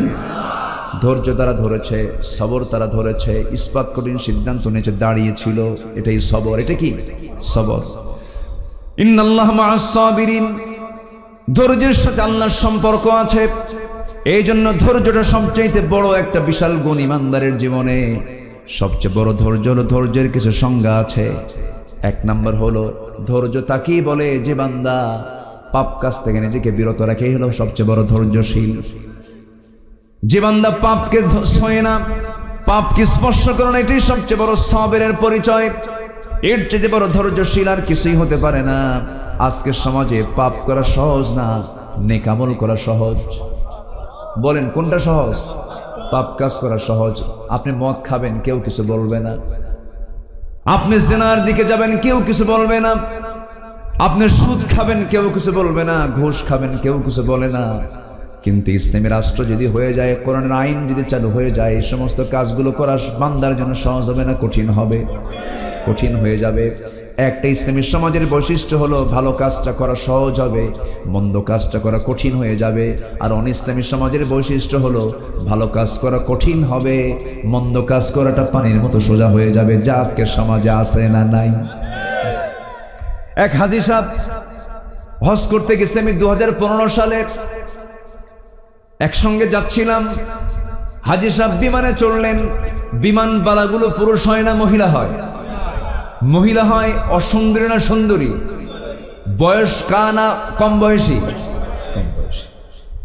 নির্দিষ্ট একটা বয়সী কম বয়সী মেয়েরা বিমানবালার চাকরি পেয়ে যায়, তাদেরকে ওই কন্ডিশনেই তাদেরকে চাকরি দেওয়া হয়। এক মুরব্বী আমার সঙ্গে হজে চললেন। মুরব্বী মানুষ, ওই বিমানের সিট বেল্ট বাঁধতে পারেন না। এক মহিলা বিমান ক্রু বিমানবালা এসে তার বেল্ট লাগায় দিয়ে বলে, চাচার কোনো সমস্যা আছে নাকি? আমার দিকে তাকায় বলে, বাবা এটাই কি হজ নাকি? মুরব্বী তো গ্রামের মানুষ। আমি বললাম, চাচা যাওয়ার সময়ও পাবেন, আসার সময়ও পাবেন, মাশাআল্লাহ। কি কথা কি বুঝতেছেন আপনারা? পাপ কাজের জন্য সব জায়গায় মোহরা আছে। একটা কোম্পানির অ্যাড দিতে গিয়েও পুরুষের চাইতে মেয়ের পরিমাণ কম না বেশি বলেন? মোবাইল আপনি রিং দিয়েছেন সলিমুদ্দিকে, সলিমুদ্দির ফোন বন্ধ, উত্তরে জবাব ভিতর থেকে জবাব দিয়ে দেয়, দুঃখিত এই মুহূর্তে সংযোগ দেওয়া পুরুষ না মহিলা? মাশাআল্লাহ। এইরকম করে গুনাহগার করার জন্য বারবার বিভিন্ন দিক থেকে আপনাকে বিভিন্নভাবে আপনাকে আকর্ষণ করা হচ্ছে। এই সমাজে চলতে গেলে ঈমানটা ধরে রাখাটা সহজ নয়, অনেক ধৈর্যের প্রয়োজন আছে, খুব ধৈর্যের প্রয়োজন আছে। ধৈর্যের প্রয়োজন সবার আগে আল্লাহ জন্য বলছেন, ওয়াল্লাযীনা সাবারু ইবতিগা ওয়াজহি রাব্বিহিম ওয়া আকামুস সালাতা ওয়া আনফাকু মিম্মা রাযাকনাহুম সিররান ওয়া আলানিয়া ওয়া ইয়াদরাউনা বিল হাসানাতিস সাইয়্যিআহ উলাইকা লাহুম উকবাত দার। জোরে বলুন আল্লাহু আকবার। একটু কান লাগান, মনোযোগ দিয়ে শুনুন। নাম্বার 1, 4টা কাজের 1 নাম্বার কাজ হলো, যারা আল্লাহর সন্তুষ্টির জন্য যারা সবর ধরবে, বিপদে মুসিবতে যারা আল্লাহকে ডাকবে, ভুলে যাবে না। এই পৃথিবীতে আল্লাহর পছন্দের বান্দা যারা বিপদে আক্রান্ত হয়েছেন তারাই সবচেয়ে বেশি। আশাদ্দুন নাসি বালাউল আম্বিয়া সুম্মাল আমসাল ফাল আমসাল। এই দুনিয়াতে সবচেয়ে বেশি বালা মুসিবতের শিকার হয়েছেন প্রথম হলো আম্বিয়া কেরাম, পৃথিবীর প্রথম মানুষ। এই দুনিয়াতে আল্লাহ তাআলা তাদের দুজনকে পাঠায় দিয়েছেন। এই দুজন মানুষের নাম কি বলেন? বলেন। দুজন দু জায়গায় পড়লেন, এমন বিপদে পড়ে গেলেন, মুসিবতে পড়ে গেলেন, ধৈর্যের পরিচয় দিলেন, চোখের পানি ফেলতে ফেলতে আল্লাহর কাছে দোয়া করলেন। একটা দোয়া আমরা সবাই পারি, কিন্তু অনেকে জানেন এই দোয়াটা কে শিখিয়েছেন? পৃথিবীর প্রথম দোয়া, মানুষের জীবনের প্রথম দোয়া, আসমান জমিনের প্রথম দোয়া। একজন পয়গম্বর এই দোয়াটা প্রথম করেছেন। সেই দোয়াটা হলো, সবাই বলেন, রব্বানা যালামনা আনফুসানা ওয়া ইল্লাম তাগফির লানা ওয়া তারহামনা লানাকুনান্না মিনাল খাসিরিন। জোরে বলুন আল্লাহু আকবার। এই দোয়াটা আমরা সবাই পারি, কিন্তু এই দোয়াটা শিখিয়েছেন প্রথম কে? আদম আলাইহিস সালাতু ওয়াস সালাম। দোয়া শিখিয়েছেন ইব্রাহিম আলাইহিস সালাতু ওয়াস সালাম। তিনি দোয়া করেছেন, রব্বানা তাকাব্বাল মিন্না ইন্নাকা আনতাস সামিউল আলিম ওয়া তুব আলাইনা ইন্নাকা আনতাত তাওয়াবুর রহিম। জোরে বলুন আল্লাহু আকবার। দোয়া শিখিয়েছেন ইউনূস আলাইহিস সালাতু ওয়াস সালাম। যারা পারেন আওয়াজ দিয়ে আমার সঙ্গে ঠোঁট মিলায়া বলুন, লা ইলাহা ইল্লা আনতা সুবহানাকা ইন্নী কুনতু মিনাল যালিমিন। জোরে বলুন আল্লাহু আকবার। আইয়ুব আলাইহিস সালাতু ওয়াস সালাম দোয়া শিখিয়েছেন, রব্বি আন্নী মাসসানিয়াদ-দুররু ওয়া আনতা আরহামুর রাহিমিন। জোরে বলুন আল্লাহু আকবার। আমার নবীর দোয়া সবাই বলেন, রব্বানা আতিনা ফিদ দুনিয়া হাসানাতাও ওয়া ফিল আখিরাতি হাসানাতাও ওয়া কিনা আযাবান নার ওয়াজআলনাল জান্নাতা মা'আল আবরার। জোরে বলুন আল্লাহু আকবার। আমার বন্ধুগণ, কোন নবী বিপদে পড়েন নাই, মুসিবতে পড়েন নাই? মুসিবতের কথা মনে পড়ে গেল। আমার নবীর জীবনে পারিবারিক মুসিবতে পড়েছিলেন, মুনাফিকদের দ্বারা তিনি আক্রান্ত হয়েছিলেন। আমার নবীর একাধিক স্ত্রী ছিল। আমার নবীর একটা স্ত্রী ছিল না, একাধিক স্ত্রী ছিল। একাধিক স্ত্রী ছিল, একাধিক স্ত্রী, কিন্তু লালন পালন বড় কঠিন ব্যাপার। এক বউ লালন পালন করা সহজ ব্যাপার। এই জন্য আল্লাহ তাআলা পরামর্শ দিয়েছেন, একটাই যথেষ্ট, ফাওয়াহিদাতান, একটাই ভালো, উত্তম। আলহামদুলিল্লাহ। মায়েরা খুব খুশি, হুজুর এটা একটু বুঝাই দেন, খালি আমাদের হুমকি মারে, বিয়ে কিন্তু আরেকটা করুক, একটু বসেন। আমাকে না বলে অনেকে চলে যাচ্ছেন, আমি কিছু বলবো না, কারণ 12টা পার হয়ে গেছে, তো মানুষের তো কর্মজীবন আছে, আগামীকালের অনেক কাজ আছে। আমার মনে হয় একটু দোয়া করে দিলে নাকি কি করবো বলেন? যে আপনার পাশে থেকে উঠবে তাকে ধরায় দিবে, বসায় দিবে, ব্যাস বসায়। হ্যাঁ বসো। গ্রামের নাম কি আর উপজেলার নাম কি? মনিরাম, এটা গয়েশ। এইদিকে এই নামগুলো এখনো আছে, কিন্তু এই গ্রামে শুনলাম যে কোনো হিন্দু মানুষ নাই এই গ্রামে। আগে ছিল এক সময়, এখন নাই। তবে হিন্দুরাও আমাদের ভাই, তারা তো মানুষ, আমরা তাদেরকে সম্মান করব। আমরা তাদের মন্দির পাহারা দেই, কিন্তু তারা আমাদের মসজিদ পাহারা দিতে পারে না, ঠিক কিনা বলেন? তার সবচেয়ে বড় সাক্ষী হলো ভারত, ঠিক কিনা? বাবরি মসজিদ কে আছে না হাতুড়ি দিয়ে ভাঙছে ওরা, কিন্তু ওদের মন্দিরকে আমরা ভাঙি। আমরা শিখিয়েছি পৃথিবীতে অন্য ধর্মকে সম্মান করতে। আল্লাহু আকবার বলেন। সম্মানিত ভাইরা, হ্যাঁ ইসলাম শিখিয়েছি, আমরা তো ইসলাম মানি, জি ঠিক আছে, মানার চেষ্টা করি। সম্মানিত বন্ধুগণ, তামান নবীজি তার পারিবারিক জীবন একটা বড় পরীক্ষার মধ্যে পড়েছিলেন। তো কি ধৈর্যের পরিচয় দেখে। মুনাফিক আগেও ছিল, নবীর জানতেন যে লোকটা মুনাফিক, কিন্তু তাকে নিয়ে কিন্তু আবার রাসূল ছিলেন। আজকের সমাজে মুনাফিক মনে হয় নাই, তবে মনিরামপুরে নাই। মনিরামপুরে মুনাফিক আছে, মারাত্মক ভয়ঙ্কর এরা, এদেরকে চেনা খুব মুশকিল। এদের কথা হলো ফেরেশতার মতো, খুব সুন্দর কথা বলে। যারা বেশি সুন্দর কথা বলে তাদের কথার মধ্যে রহস্য থাকে। আর দেখবেন কিছু কিছু বুড়ো চাচা আছে, কিছু মুরব্বী আছে, একদম সামনে যা পায় তাই মেরে দেয় একদম, কিন্তু লোকটা ভালো আছে না বলেন তো? আচ্ছা, সোজা কথা এক মুখে হয়, সোজা কথা কি একদিকে হয়, আর সুন্দর কথা নানান দিকে হয়। তবে হ্যাঁ, কথা সুন্দর করেই বলা উচিত। অকুলু লিন্নাসি হুসনা, সুন্দর করে কথা বলা উচিত। তবে মুনাফিকরা এই সুন্দর কথার নামে তারা পেঁচ লাগায় দেয়। আমার নবীজি বনু মুস্তালিক থেকে ফিরে আসতেছিলেন। নবীজি কোন সফরে গেলে বউকে রেখে যেতেন না, বউকে সাথে নিয়ে যেতেন, কারণ বউ হলো ইমানের পাহারাদার। বউ ইমানের কি পাহারাদার, বউকে সাথে নিয়ে চলবেন। আপনি মার্কেটে গেছেন, বাইরে গেছেন, বাজারে গেছেন, পাশে বউ আছে, অন্য কোন নারীর দিকে তাকানোর কোনো হিম্মত? এই বউরে ভয় করেন না আপনারা? এত আস্তে কেন? তাকানোর কি ক্ষমতা আছে? বউকে ভয় করেন না আপনারা? হ্যাঁ, বর্তমানে কোন আগের থেকেই আপনিও ভয় করেন, কোনো উপায় নাই তো। ভয় না করলে সংসারই তো হবে। বউরে আমিও ভয় করি, সবাই ভয় করে। এই ভয় হচ্ছে সম্মান। এই ভয়টা কি বলেন তো? সম্মান। বউকে না সম্মান করলে পরে পরিবার টিকবে না।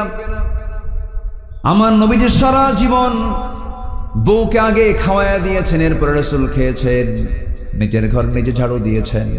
আম্মা জান আয়েশা বলেন, নবীর কাছে এক গ্লাস ভর্তি দুধ নিয়ে যেতাম, রাসূলকে এত জোরাজোরি করতাম, হুজুর আপনি আগে খান। রাসূল খেতেনই না, আমার দিকে ঠেলে দিয়ে বলতেন, আয়েশা তুমি শুরু করো, আমি শেষ করে দেব।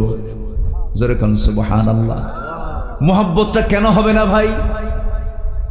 কেন হবে না মুহাব্বত? বউ কেন কথা শুনবে না? কিন্তু আমাদের সমাজে কিছু পুরুষ আছে, পরপুরুষকে বউ দেখাতে খুব খুশি হয়, আছে কিনা বলেন? বউটা নিজের দেখায় সবাই জাতীয় সম্পদ বানায় দেয়। কি সম্পদ বানায় দেয়? R15 কি 15 এই যুবকরা কি R15 না, R15 এটার প্যাসেঞ্জার সিট হলো উঁচা আর ড্রাইভিং সিট হলো নিচু। মানে ড্রাইভিং সিট হলো নিচতলা আর প্যাসেঞ্জার সিট কি উপরতলা, দোতলা। তো প্যাসেঞ্জার সিটে বউরে বসায় দেয় উপরতলায়, আর ড্রাইভিং সিটে স্বামী বসে উপরতলায় বসায় দিল, যেন দেখতে কারো অসুবিধা না হয়। গোটা কেশবপুর, মনিরামপুর, বাগারপাড়া থেকে শুরু করে নিয়ে একদম বাগাচারা পর্যন্ত আছে না? বাগাচারা, বাগাচারা, নাভারন, বেনাপোল, পুটখালি, আরো কি খালি আছে, যাই হোক একদম সব এলাকা কোনো আর খালি রাখলো না, সব জায়গায় এক সকাল সন্ধ্যা ঘুরায় নিল, গোটা শহর মোহরা দিল। আবার এটাকে দেখানোর জন্য আরেকটা কৌশল আছে, সে R15 যে মানে ধোঁয়া বের হওয়ার যে একটা কি বলে ওটার নাম কি, যে সাইলেন্সারটা থাকে, এটা আবার খুলে ফেলে এমন একটা আওয়াজ দেয়, বুঝায় আমি একখান মাল নিয়ে যাচ্ছি। যেরকম নাউজুবিল্লাহ, যেরকম নাউজুবিল্লাহ। সবাই দেখতে বাধ্য, কারণ আওয়াজ আছে, যেখানে নজর আছে সেখানে কি হলো দেখে কৌতূহল। বিকেলের দিকে সাগরদারির মোড়ে গিয়ে কপোতক্ষ নদের পাশে মাইকেল মধুসূদন দত্তের সেই জায়গায় গিয়ে বউটাকে হলদে শাড়ি অথবা লাল শাড়ি পরায়া দিয়া, কি মোবাইল কি 16 Pro Max, বাস একটা আপডেট ভার্সনের একটা মোবাইল দিয়ে ছবি তুইলা এটাকে ডিজাইন করে, আবার বউটাকে সুন্দর করে সাজায়, মাথার চুল, কপালে টিপ, তারপরে নাকে মুখে আটা ময়দা দিয়ে প্লাস্টার, এগুলো দিয়ে সাজগুজ করে ছবি একখান তুলে ফেসবুকে পোস্ট করে দিয়ে লেখে, প্রিয় ভাইয়েরা আসুন আমার বউটাকে সবাই মিলে জামাতের সাথে দেখি। যেরকম নাউজুবিল্লাহ, যেরকম নাউজুবিল্লাহ। এই ধরনের নিচু মনের নিকৃষ্ট চরিত্রের কিছু স্বামী আছে না নাই? আমার দেশের মায়েরা ভালো থাকতে চাইলেও কিছু পুরুষ আছে ভালো থাকতে দেয়ও না, আছে না নাই? আচ্ছা, এটা উচিত নয়। আমার নবীজি বনু মুস্তালিক থেকে আসতেছেন মদিনার দিকে, রসুল বউকে সাথে নিয়ে যেতেন। উহুদের যুদ্ধে রসুল বউকে নিয়ে গেছেন, জীবনে একটাবার হজ করেছেন, সেখানেও বউকে সাথে নিয়ে গেছেন। যেরকম সুবহানাল্লাহ। আমার নবীজি হেরামের কাপড় পরবেন, আম্মা জান আয়েশা বলেন আমার সঙ্গে তিনি সহবাস করলেন, সহবাস করে এরপর গোসল করে ফরজ গোসল সম্পন্ন করে তিনি হেরামের কাপড় পরে তিনি হজের নিয়ত করলেন। আল্লাহু আকবার বলেন। আমার বন্ধুগণ, সবর কাকে বলে এটা বুঝাতে নিয়ে এই ঘটনার অবতারণা চলে আসলো। আমার নবীজি ফেরার পথে এক সাহাবীকে দায়িত্ব দিয়ে বলেন, শোনো, আমরা সবাই চলে যাচ্ছি মদিনার পথে, যদি কোনো সাহাবী বাদ পড়ে যায়, কেউ যদি বাদ পড়ে যায়, সাফওয়ান তোমার দায়িত্ব হলো বাদ পড়া সাহাবীগুলোকে তুমি সঙ্গে করে নিয়ে পরে চলে যাবে, তুমি সবার পরে পরে আসবে। কে বাদ পড়েছে? বাদ তো কেউ পড়ে নাই, বাদ পড়েছেন মিসেস মুহাম্মদ সাল্লাল্লাহু আলাইহি ওয়াসাল্লাম, আম্মা জান আয়েশা বাদ পড়েছেন। খুব চিকন মানুষ ছিলেন তিনি, কম বয়স্কা ছিলেন, প্রচন্ড ধী অনুভূতি সম্পন্ন মানুষ ছিলেন, প্রচন্ড মেধাবী মানুষ ছিলেন, সুপার কম্পিউটারের মতো তার কাস্টিং ক্ষমতা ছিল। যে কথা একবার শুনেছেন জীবনে আর সেই কথা বলেন নাই। নবীজির 6 লক্ষ হাদিস তিনি সব তার সিনায় মুখস্থ রেখেছিলেন। আম্মা জান আয়েশা ছিলেন নবী ইউনিভার্সিটির মহিলা প্রফেসর, তিনি ছিলেন। রাসূলকে যখন তখন প্রশ্ন করেছেন, সব উত্তরগুলো তিনি নিয়ে জমা করেছেন, হাদিসগুলো তিনি বর্ণনা করেছেন। আম্মা জান আয়েশা সে এত বড় দামি সাহাবী ছিলেন, আমার নবীর স্ত্রীর মর্যাদা পেয়েছিলেন। তিনি যখন আসতে নিলেন সেই বনু মুস্তালিক থেকে বাদ তো কেউ পড়েন নাই, রাসূল বাদ পড়েছেন নবীর স্ত্রী আম্মা জান আয়েশা, তিনি বাদ পড়লেন কেমন করে? উটের পিঠে তিনি পালকিতে বসা ছিলেন, হাওদায় বসা ছিলেন। হঠাৎ করে তিনি বললেন, ও সাহাবী আমাকে নামিয়ে দাও, হাজতের প্রয়োজন হয়েছে, আমাকে নামিয়ে দাও। হাওদা উটের পিঠ থেকে নামানো হলো, সেখান থেকে নামলেন, আড়ালে চলে গেলেন, শৌচকার্য কমপ্লিট করলেন। শৌচকার্য কমপ্লিট করে আসতে নিয়ে তার দেরি হয়ে গেল। এইদিকে দায়িত্বপ্রাপ্ত সাহাবী হাওদাটা ভেবেছেন মনে হয় আম্মা জান আয়েশা চলে আসছেন, হাওদার মধ্যে ঢুকেছেন। হাওদাটা হাতের মধ্যে নিয়ে আস্তে করে উটের পিঠে উঠায়া দিলেন। এখন প্রশ্ন হলো, একটা মানুষ থাকলে তো তার ওজনটা বেশি হবে, তা তো টের পাওয়ার কথা। আম্মা জান আয়েশা এত চিকন ছিলেন যে হাওদার মধ্যে থাকলেও যে ওজন, না থাকলেও সে ওজন। বাদ পড়ে গেছেন, সব চলে গেছে, কেউ নাই, কিন্তু একজন মহিলা বসে আছেন চাদর মুড়িতে। তখন আয়াত নাজিল হয়ে গেছে, পর্দার বিধান নাজিল হয়ে গেছে। কেউ নাই, চতুর্দিকে নীরব পরিবেশ, কোনো মানুষের কোনো আনাগোনা নাই। একজন মহিলা বসে আছেন দূর থেকে, দায়িত্বপ্রাপ্ত সাহাবী সাফওয়ান দূর থেকে লক্ষ্য করে দেখছেন একজন মহিলা বসে আছে চাদর মুড়ি দিয়া। কাছাকাছি গিয়ে দেখেন আমার নবীর স্ত্রী আম্মা জান আয়েশা সিদ্দিক এখানে বসে আছেন। তিনি বলছেন, আম্মা জান কোনো টেনশন করবেন না, নবীর স্ত্রী হলো উম্মতের জন্য মা। উম্মতের জন্য কি মা, কোনো টেনশন নাই, আপনাকে পর্দার নিয়ম রক্ষা করে আপনাকে মদিনায় পৌঁছায় দেওয়া হবে। অত্যন্ত যত্নের সাথে সম্মানের সাথে দায়িত্বপ্রাপ্ত সাহাবী তাকে মদিনায় পৌঁছায় দিলেন, নবীর ঘরে পৌঁছায় দিলেন, ঘোড়ার পিঠে করে নিয়ে গেলেন। এই কথাটা যখন মুনাফিকদের কানে চলে গেছে, মুনাফিকরা দিল না, অসম্ভবকে সম্ভব বানায় দিয়া, অনস্তিত্বকে অস্তিত্ব বানায় দিয়ে তারা বলে ফেললো, তোমরা কি জানো গত রাতে আয়েশা একটা পরপুরুষের সঙ্গে গোটা রাত সফর করেছে, আয়েশার চরিত্র নাই। জোরে কোন, আরো জোরে, আরো জোরে। এই জাতীয় কল্পিত কাহিনী নাটক রচনা করার মতো জঘন্য চরিত্রের মানুষ আজকের সমাজেও আছে না নাই? আসতে বলবেন না, আছে না নাই? যুগে যুগে ছিল একজন পয়গম্বর, মামলার শিকার পর্যন্ত হয়েছিলেন, জিনার মামলা খেয়ে জেল পর্যন্ত কেটেছেন। সেই নবীর নাম হলো সাইয়েদনা ইউসুফ আলাইহিস সালাতু ওয়াস সালাম। কোনো দোষ ছিল না, সম্পূর্ণ দোষ ছিল জুলাইখার, এক পক্ষপাতিত্বমূলক তার এই প্রস্তাবনা ছিল, তিনি সেই প্রস্তাবকে গ্রহণ করেন নাই, বরঞ্চ বাঁচার জন্য দৌড় মেরেছেন, রক্ষা করার জন্য আল্লাহর কাছে সাহায্য চেয়েছেন। এরপরও তার বিরুদ্ধে মামলা হলো, জেনার মামলা খেয়ে তিনি জেলখানার মধ্যে ঢুকলেন। আমার বন্ধুগণ, জেনার মামলা খেয়ে যদি আল্লাহর পয়গম্বর যদি জেলখানায় ঢুকতে পারেন, আলেমরা তো ঢুকতেই পারে, ঠিক কিনা? আলেমরা ঢুকতেই পারে। আমার বন্ধুগণ, একটু মনোযোগ দিয়ে শুনুন। আমার নবীজির কানে যখন এই সংবাদ চলে এলো, বউ সম্পর্কে যখন গোটা মদিনা টক টক বানায় ফেললো, ব্রেকিং নিউজ যখন হয়ে গেল, মিডিয়া ফলো আপ হয়ে গেছে, আয়েশার চরিত্র নাই।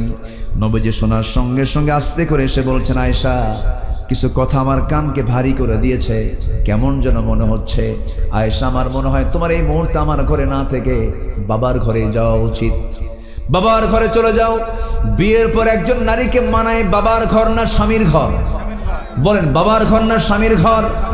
স্বামীর ঘরটাই তার জন্য মানান। সেই কথা যখন শুনতে পেলেন, আম্মা জান আয়েশার চোখের পানি ওই যে শুরু হয়ে গেছে, বন্ধ আর হলো না। তিনি কেঁদে কেঁদে বলছেন, ইয়া রাসূলুল্লাহ, একে তো আপনি আল্লাহর পয়গম্বর, আপনি আমার আবার স্বামী, অবশ্যই আমি যেতে বাধ্য হব। আপনি আমাকে যাওয়ার জন্য অর্ডার দিয়েছেন, আমি চলে যাচ্ছি। তবে একটা কথা আমি আপনাকে বলে দেই, আপনি আমাকে বিশ্বাস করছেন কিনা আমি কিছুই বলবো না, তবে একটা কথা আমি আপনাকে জানাই দিচ্ছি, আমার বিয়ের পয়গাম কিন্তু দুনিয়ার কেউ দেয় নাই, আমার বিয়ের পয়গাম দিয়েছেন আপনার কাছে আল্লাহ তাআলা নিজে। যেরকম সুবহানাল্লাহ। চিন্তা করে দেখেন, এত বড় দামি একজন মানুষ কি জাতীয় বাজে একটা অপপ্রচার চালিয়ে ফেললো। আমার নবীজির সংসার অশান্তি শুরু হয়ে গেল। এখানে ধৈর্যের পরিচয় আছে না নাই বলেন? মুনাফিকদের চক্রান্ত চলবে, কিন্তু ইমানদারের ধৈর্যের কোনো কমতি রাখা যাবে না, ধৈর্যচ্যুতি ঘটানো যাবে না।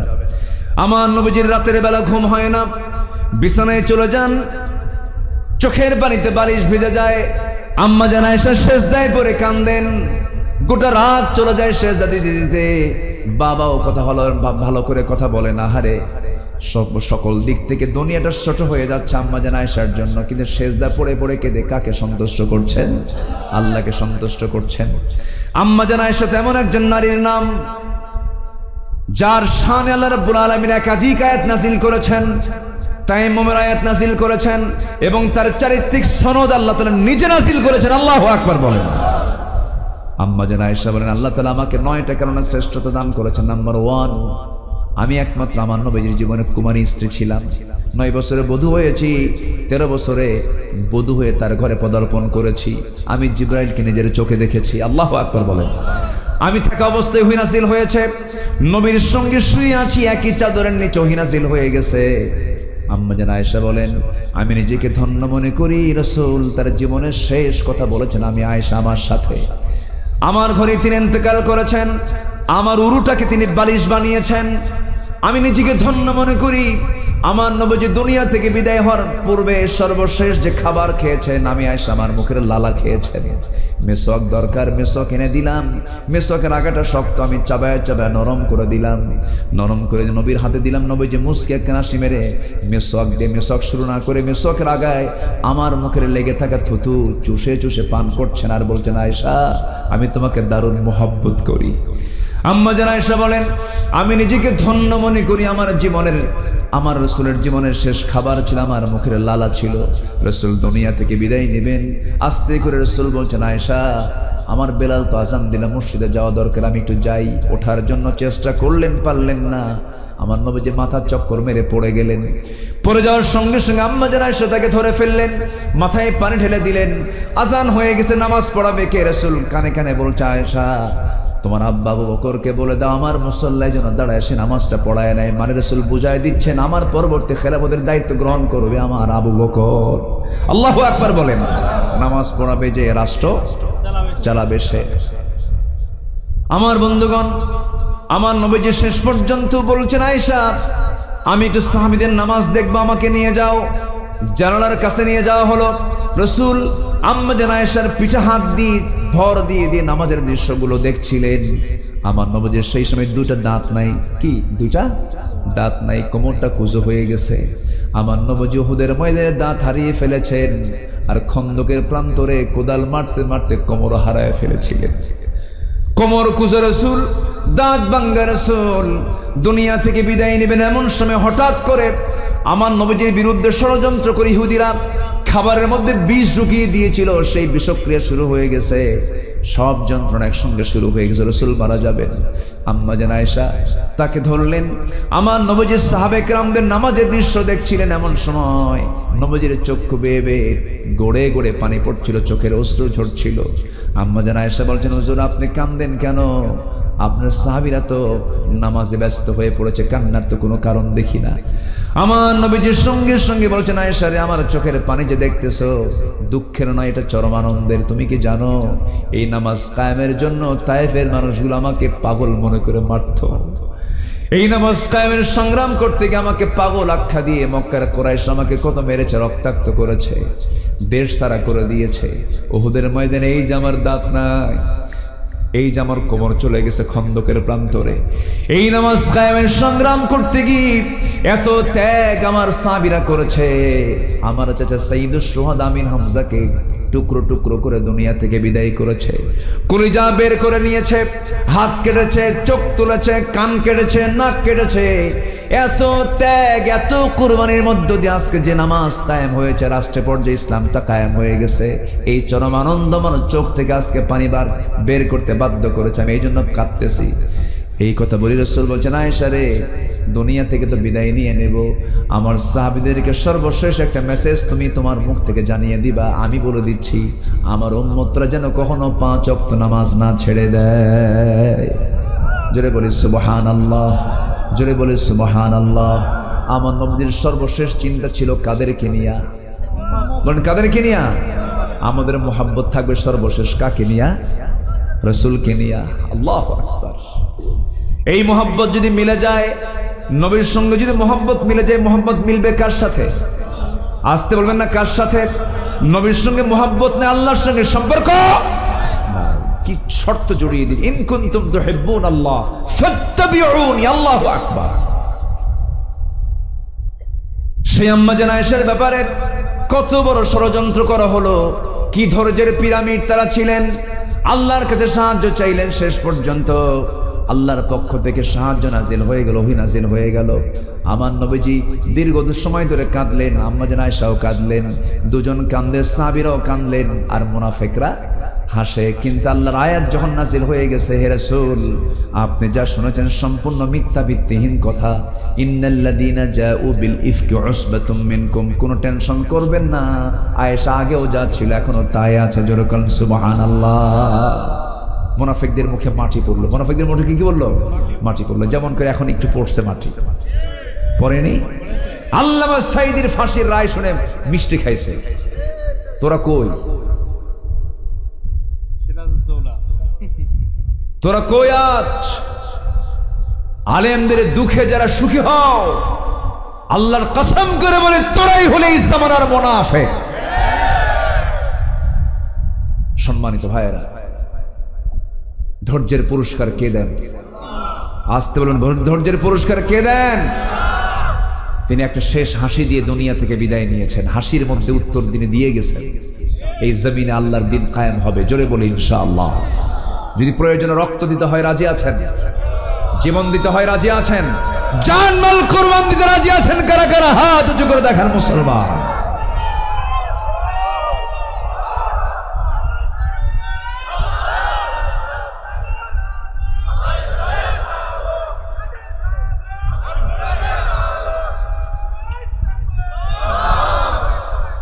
আল্লাহ কবুল করুন। জোরে বলে আমিন। এজন্য সবর ইমানদারদের জীবনের একটা শ্রেষ্ঠ গুণ, এর কিছু পুরস্কার আছে। পুরস্কারগুলো কি কি একটু শোনায় দেই, শুনবেন? একটু আয়াত বলবো, বিরক্ত হবেন না তো?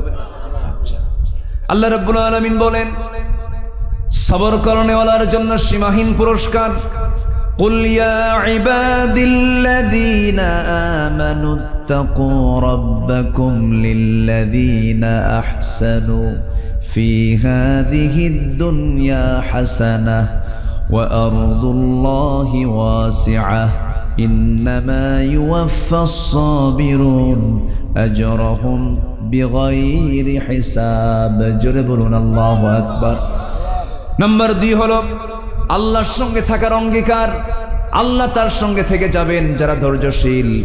যে আয়াতটা আমি বলেছিলাম এর সঙ্গে আল্লাহ তাআলা আরেকটা আয়াত মিলায়া দিচ্ছেন, ওয়া আতিউল্লাহা ওয়া রাসূলাহু ওয়া লা তানাযাউ ফাতাফশিলু ওয়া তাযহাবা রিহুকুম ওয়াসবিরু ইন্নাল্লাহা মা'আস সাবিরিন। জোরে বলুন আল্লাহু আকবার। নাম্বার 3 হলো ধৈর্যের মাধ্যমে বিপদ মোকাবেলার নির্দেশ আল্লাহ রাব্বুল আলামিন করে দিয়েছেন। وَلَنَبْلُوَنَّكُمْ بِشَيْءٍ مِّنَ الْخَوْفِ وَالْجُوعِ وَنَقْصٍ مِّنَ الْأَمْوَالِ وَالْأَنفُسِ وَالثَّمَرَاتِ وَبَشِّرِ الصَّابِرِينَ। জোরে বলুন আল্লাহু আকবার। নাম্বার 4 হলো ষড়যন্ত্রের মুখোমুখি সবরের মাধ্যমে আল্লাহর উপর তাওয়াক্কুল। আল্লাহ রাব্বুল আলামিন বান্দাকে বলছেন, বান্দা যখন কোনো বিপদে পড়বে সবর ধরবে, পুরস্কার দিবেন কে? আল্লাহ তাআলা।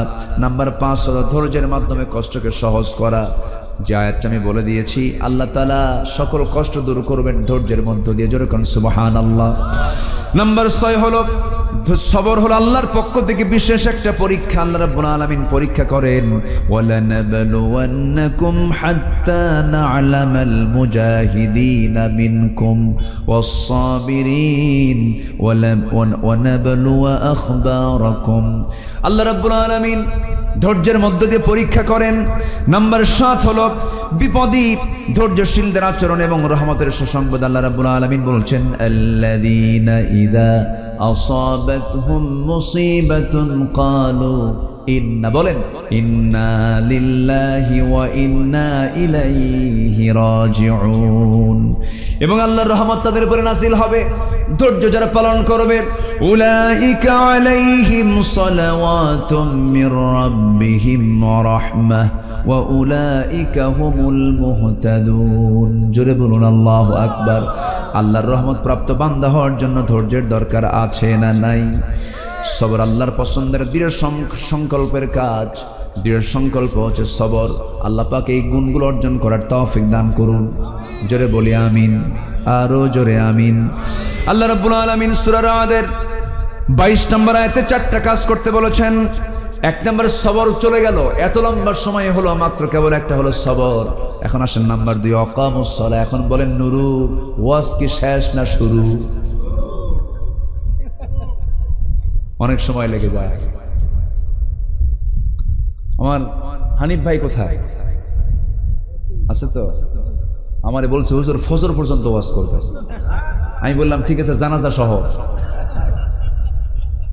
আমল করার জন্য কি বেশি কথা লাগে? আমরা আমল করব। জোরে বলি ইনশাআল্লাহ। ফজর পড়বেন কারা কারা? একটু হাত তুলে দেখেন।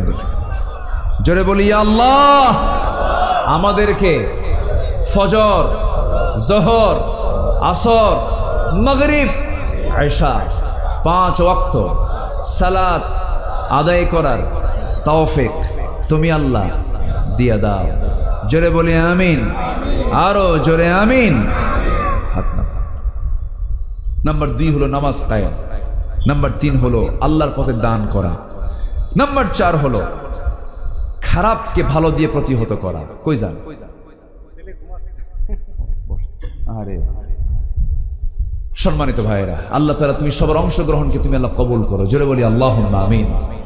যত মানুষ হয়েছেন আল্লাহর মেহেরবানি, আজকে যশোর এই পয়েন্ট বাদে চতুর্দিকে বৃষ্টি, সব জায়গায় বৃষ্টি হয়েছে, হয় নাই? এই জায়গায় শুধু বৃষ্টিটা নাই, আল্লাহ তাআলা রহমত করেছেন। বৃষ্টিও রহমত।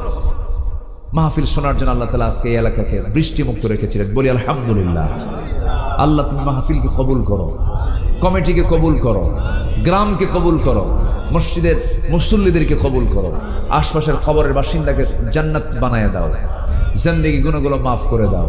যে যেখানে আছেন সবাই আমরা বসি, আমরা কার কাছে বলেন তো? আল্লাহর কাছে চাবো আল্লাহ যেন আমাদের গুনাহগুলোকে মাফ করে দেন। জোরে বলি আল্লাহুম্মা আমিন। নামাজের মতো করে বসি আমরা সবাই। কোনো কালেকশন আছে কি?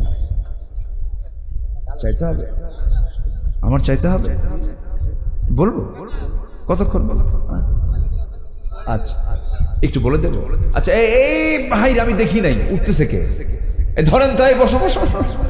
আমি চাইবো না, বসেন, আমরা দোয়া করবো, একটু বসেন। চাদর দিয়েছিলেন ভিতরে, চাদর ব্যাগ ট্যাগ দিয়েছিলেন, যে যা পারি আমরা একটু দেওয়ার চেষ্টা করবো। 12টার আগে দিয়েছি, 12টার পরে একটু দিলাম। আল্লাহকে দিয়ে আল্লাহর কাছ থেকে আমরা কিছু বিনিময় বুঝে নেবো। জোরে বলি ইনশাআল্লাহ। আমরা আল্লাহকে দিলে আল্লাহ কি আমাকে দিবেন না? আল্লাহ কি আমার আপনার মতো এরকম কৃপণ মার্কা? আল্লাহ কি কৃপণ? আল্লাহ কি কম দেন না বেশি দেন? বেশি দেন না। আমরা আল্লাহকে যা দেবো আল্লাহ আমাকে তার চাইতে ডাবল দিবেন। আমরা সবাই দেওয়ার চেষ্টা করবো। জোরে বলি ইনশাআল্লাহ। ব্যাগ যাচ্ছে, যে যা পারি আমরা দেবো। দোয়ার প্রস্তুতি নিচ্ছি, সবাই বলে সুবহানাকা আল্লাহুম্মা ওয়া বিহামদিকা আশহাদু আল্লা ইলাহা ইল্লা আনতা আস্তাগফিরুকা ওয়া আতুবু ইলাইকা। চিৎকার মেরে বলি, ইয়া আল্লাহ, আমার জীবনে সগীরা কবীরা, ছোট বড় সব গুনাহ তুমি আল্লাহ মাফ করে দাও, মাফ করে দাও। জোরে বলুন ইয়া রাব্বাল আলামিন, ইয়া রাব্বাল আলামিন। সবে নামাজের মতো করে বসে আমরা চাইবো কার কাছে? আল্লাহর কাছে। গ্রামের যে সমস্ত মা বোনরা আছেন, আমার আলোচনা যারা শুনছেন, বিশেষ করে আমি তাদেরকে বলতে চাই, সব কিছুর আগে, সব আমলের আগে আপনার আমলটা দরকার হলো নিজের চামড়াটাকে ঢেকে সাজানো, ঢেকে রাখা, পর্দার উপরে থাকা। যে নারী পর্দার উপরে থাকবে আল্লাহ তাআলা তার জন্য জাহান্নামকে পর্দা করে জান্নাতকে আল্লাহ তাআলা উন্মুক্ত করে দিবেন। আল্লাহ তাআলা আমল করার তৌফিক দান করুন। আসুন দোয়া, আপনি দোয়া করুন, আপনি দোয়া করুন, আমি করব দোয়া। এই মিজান কই না, হানিফ ভাই কই? আপনারা আসেন, দোয়া করেন। আচ্ছা ঠিক আছে, আসেন। জি বসেন, সবাই বসেন, আমরা দোয়া করি। আমরা চাইবো কার কাছে? আমি দোয়া চাচ্ছি, সবাইকে আমার জন্য দোয়া করবেন। আলহামদুলিল্লাহ, আমি খুবই খুশি হয়েছি যে এত রাতে আপনারা সবাই এখনো বসে আছেন। কিছু ভাই দূরের মানুষ, তো তারা যাবেন, এটা স্বাভাবিক। আল্লাহুম্মা আমিন। রব্বানা যালামনা আনফুসানা ওয়া ইল্লাম তাগফির লানা ওয়া তারহামনা লানাকুনান্না মিনাল খাসিরিন। গভীর রাত, নিঝুম রাত, হাজারো মুসলমান নরনারী নিয়ে তোমার কালামের একটি আয়াতকে সামনে রেখে চারটি বিষয়ের উপরে হালকা হালকা কিছু কথা বলেছি। আয় আল্লাহ তাআলা, সবরের উপরে কিছু আলোচনা করার চেষ্টা করেছি। তোমার নবী, তোমার পছন্দের বান্দাদের জীবন থেকে কিছু কথা বলেছি। শেষান্তে কাঙ্গালি ভিখারীর মতো দুটো হাত পেতেছি। আল্লাহ, গুনার দিকে নজর দিও না, বান্দা মনে করে তামাম জিন্দেগির গুনাহগুলোকে মাফ করে দাও। জনম দুঃখিনী মা, জনম দুঃখী বাপ জান যারা চলে গেলেন, জিন্দেগির গুনাহগুলো মাফ করো, কবরগুলোকে জান্নাতের টুকরা বানায়া দাও।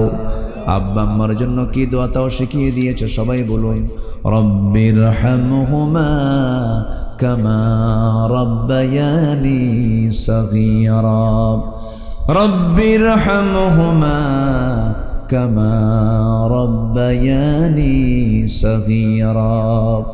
আয় আল্লাহ তাআলা, বিশেষ করে এই মাহফিলের আয়োজন যারা করলেন, শোনার জন্য দূর দূরান্ত থেকে যারা আসলেন, বিনিময়ে কিয়ামতের কঠিন ময়দান যেদিন কেউ কাউকে চিনবে না, এমনকি মা সন্তানকে পর্যন্ত অস্বীকার করে বসবে, সেই কঠিন মুসিবতের দিনে মাহফিল সবার জন্য নাজাতের মাধ্যম বানায় দিও আল্লাহ।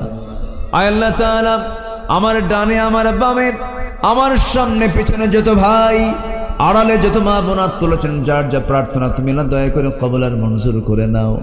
আয় আল্লাহ তাআলা, এই দোয়া আমার জীবনের শেষ দোয়া তো হতে পারে। কোন দিন দুনিয়া থেকে বিদায় নেব জানি না। ডান হাতে আমলনামা না আসা পর্যন্ত আমাদের কাউকে কবরে নিও না। আল্লাহুম্মা হাসিবনি হিসাবান ইয়াসীরা ইয়া মুকাল্লিবাল কুলুব সাব্বিত কলবি আলা দীনিক। আয় আল্লাহ তাআলা আশেপাশে কত কবরবাসী শুয়ে আছে রে, দুনিয়ার সব খবর জানা যায়, কবরের কোনো খবর দুনিয়াবাসীর কাছে নাই রে।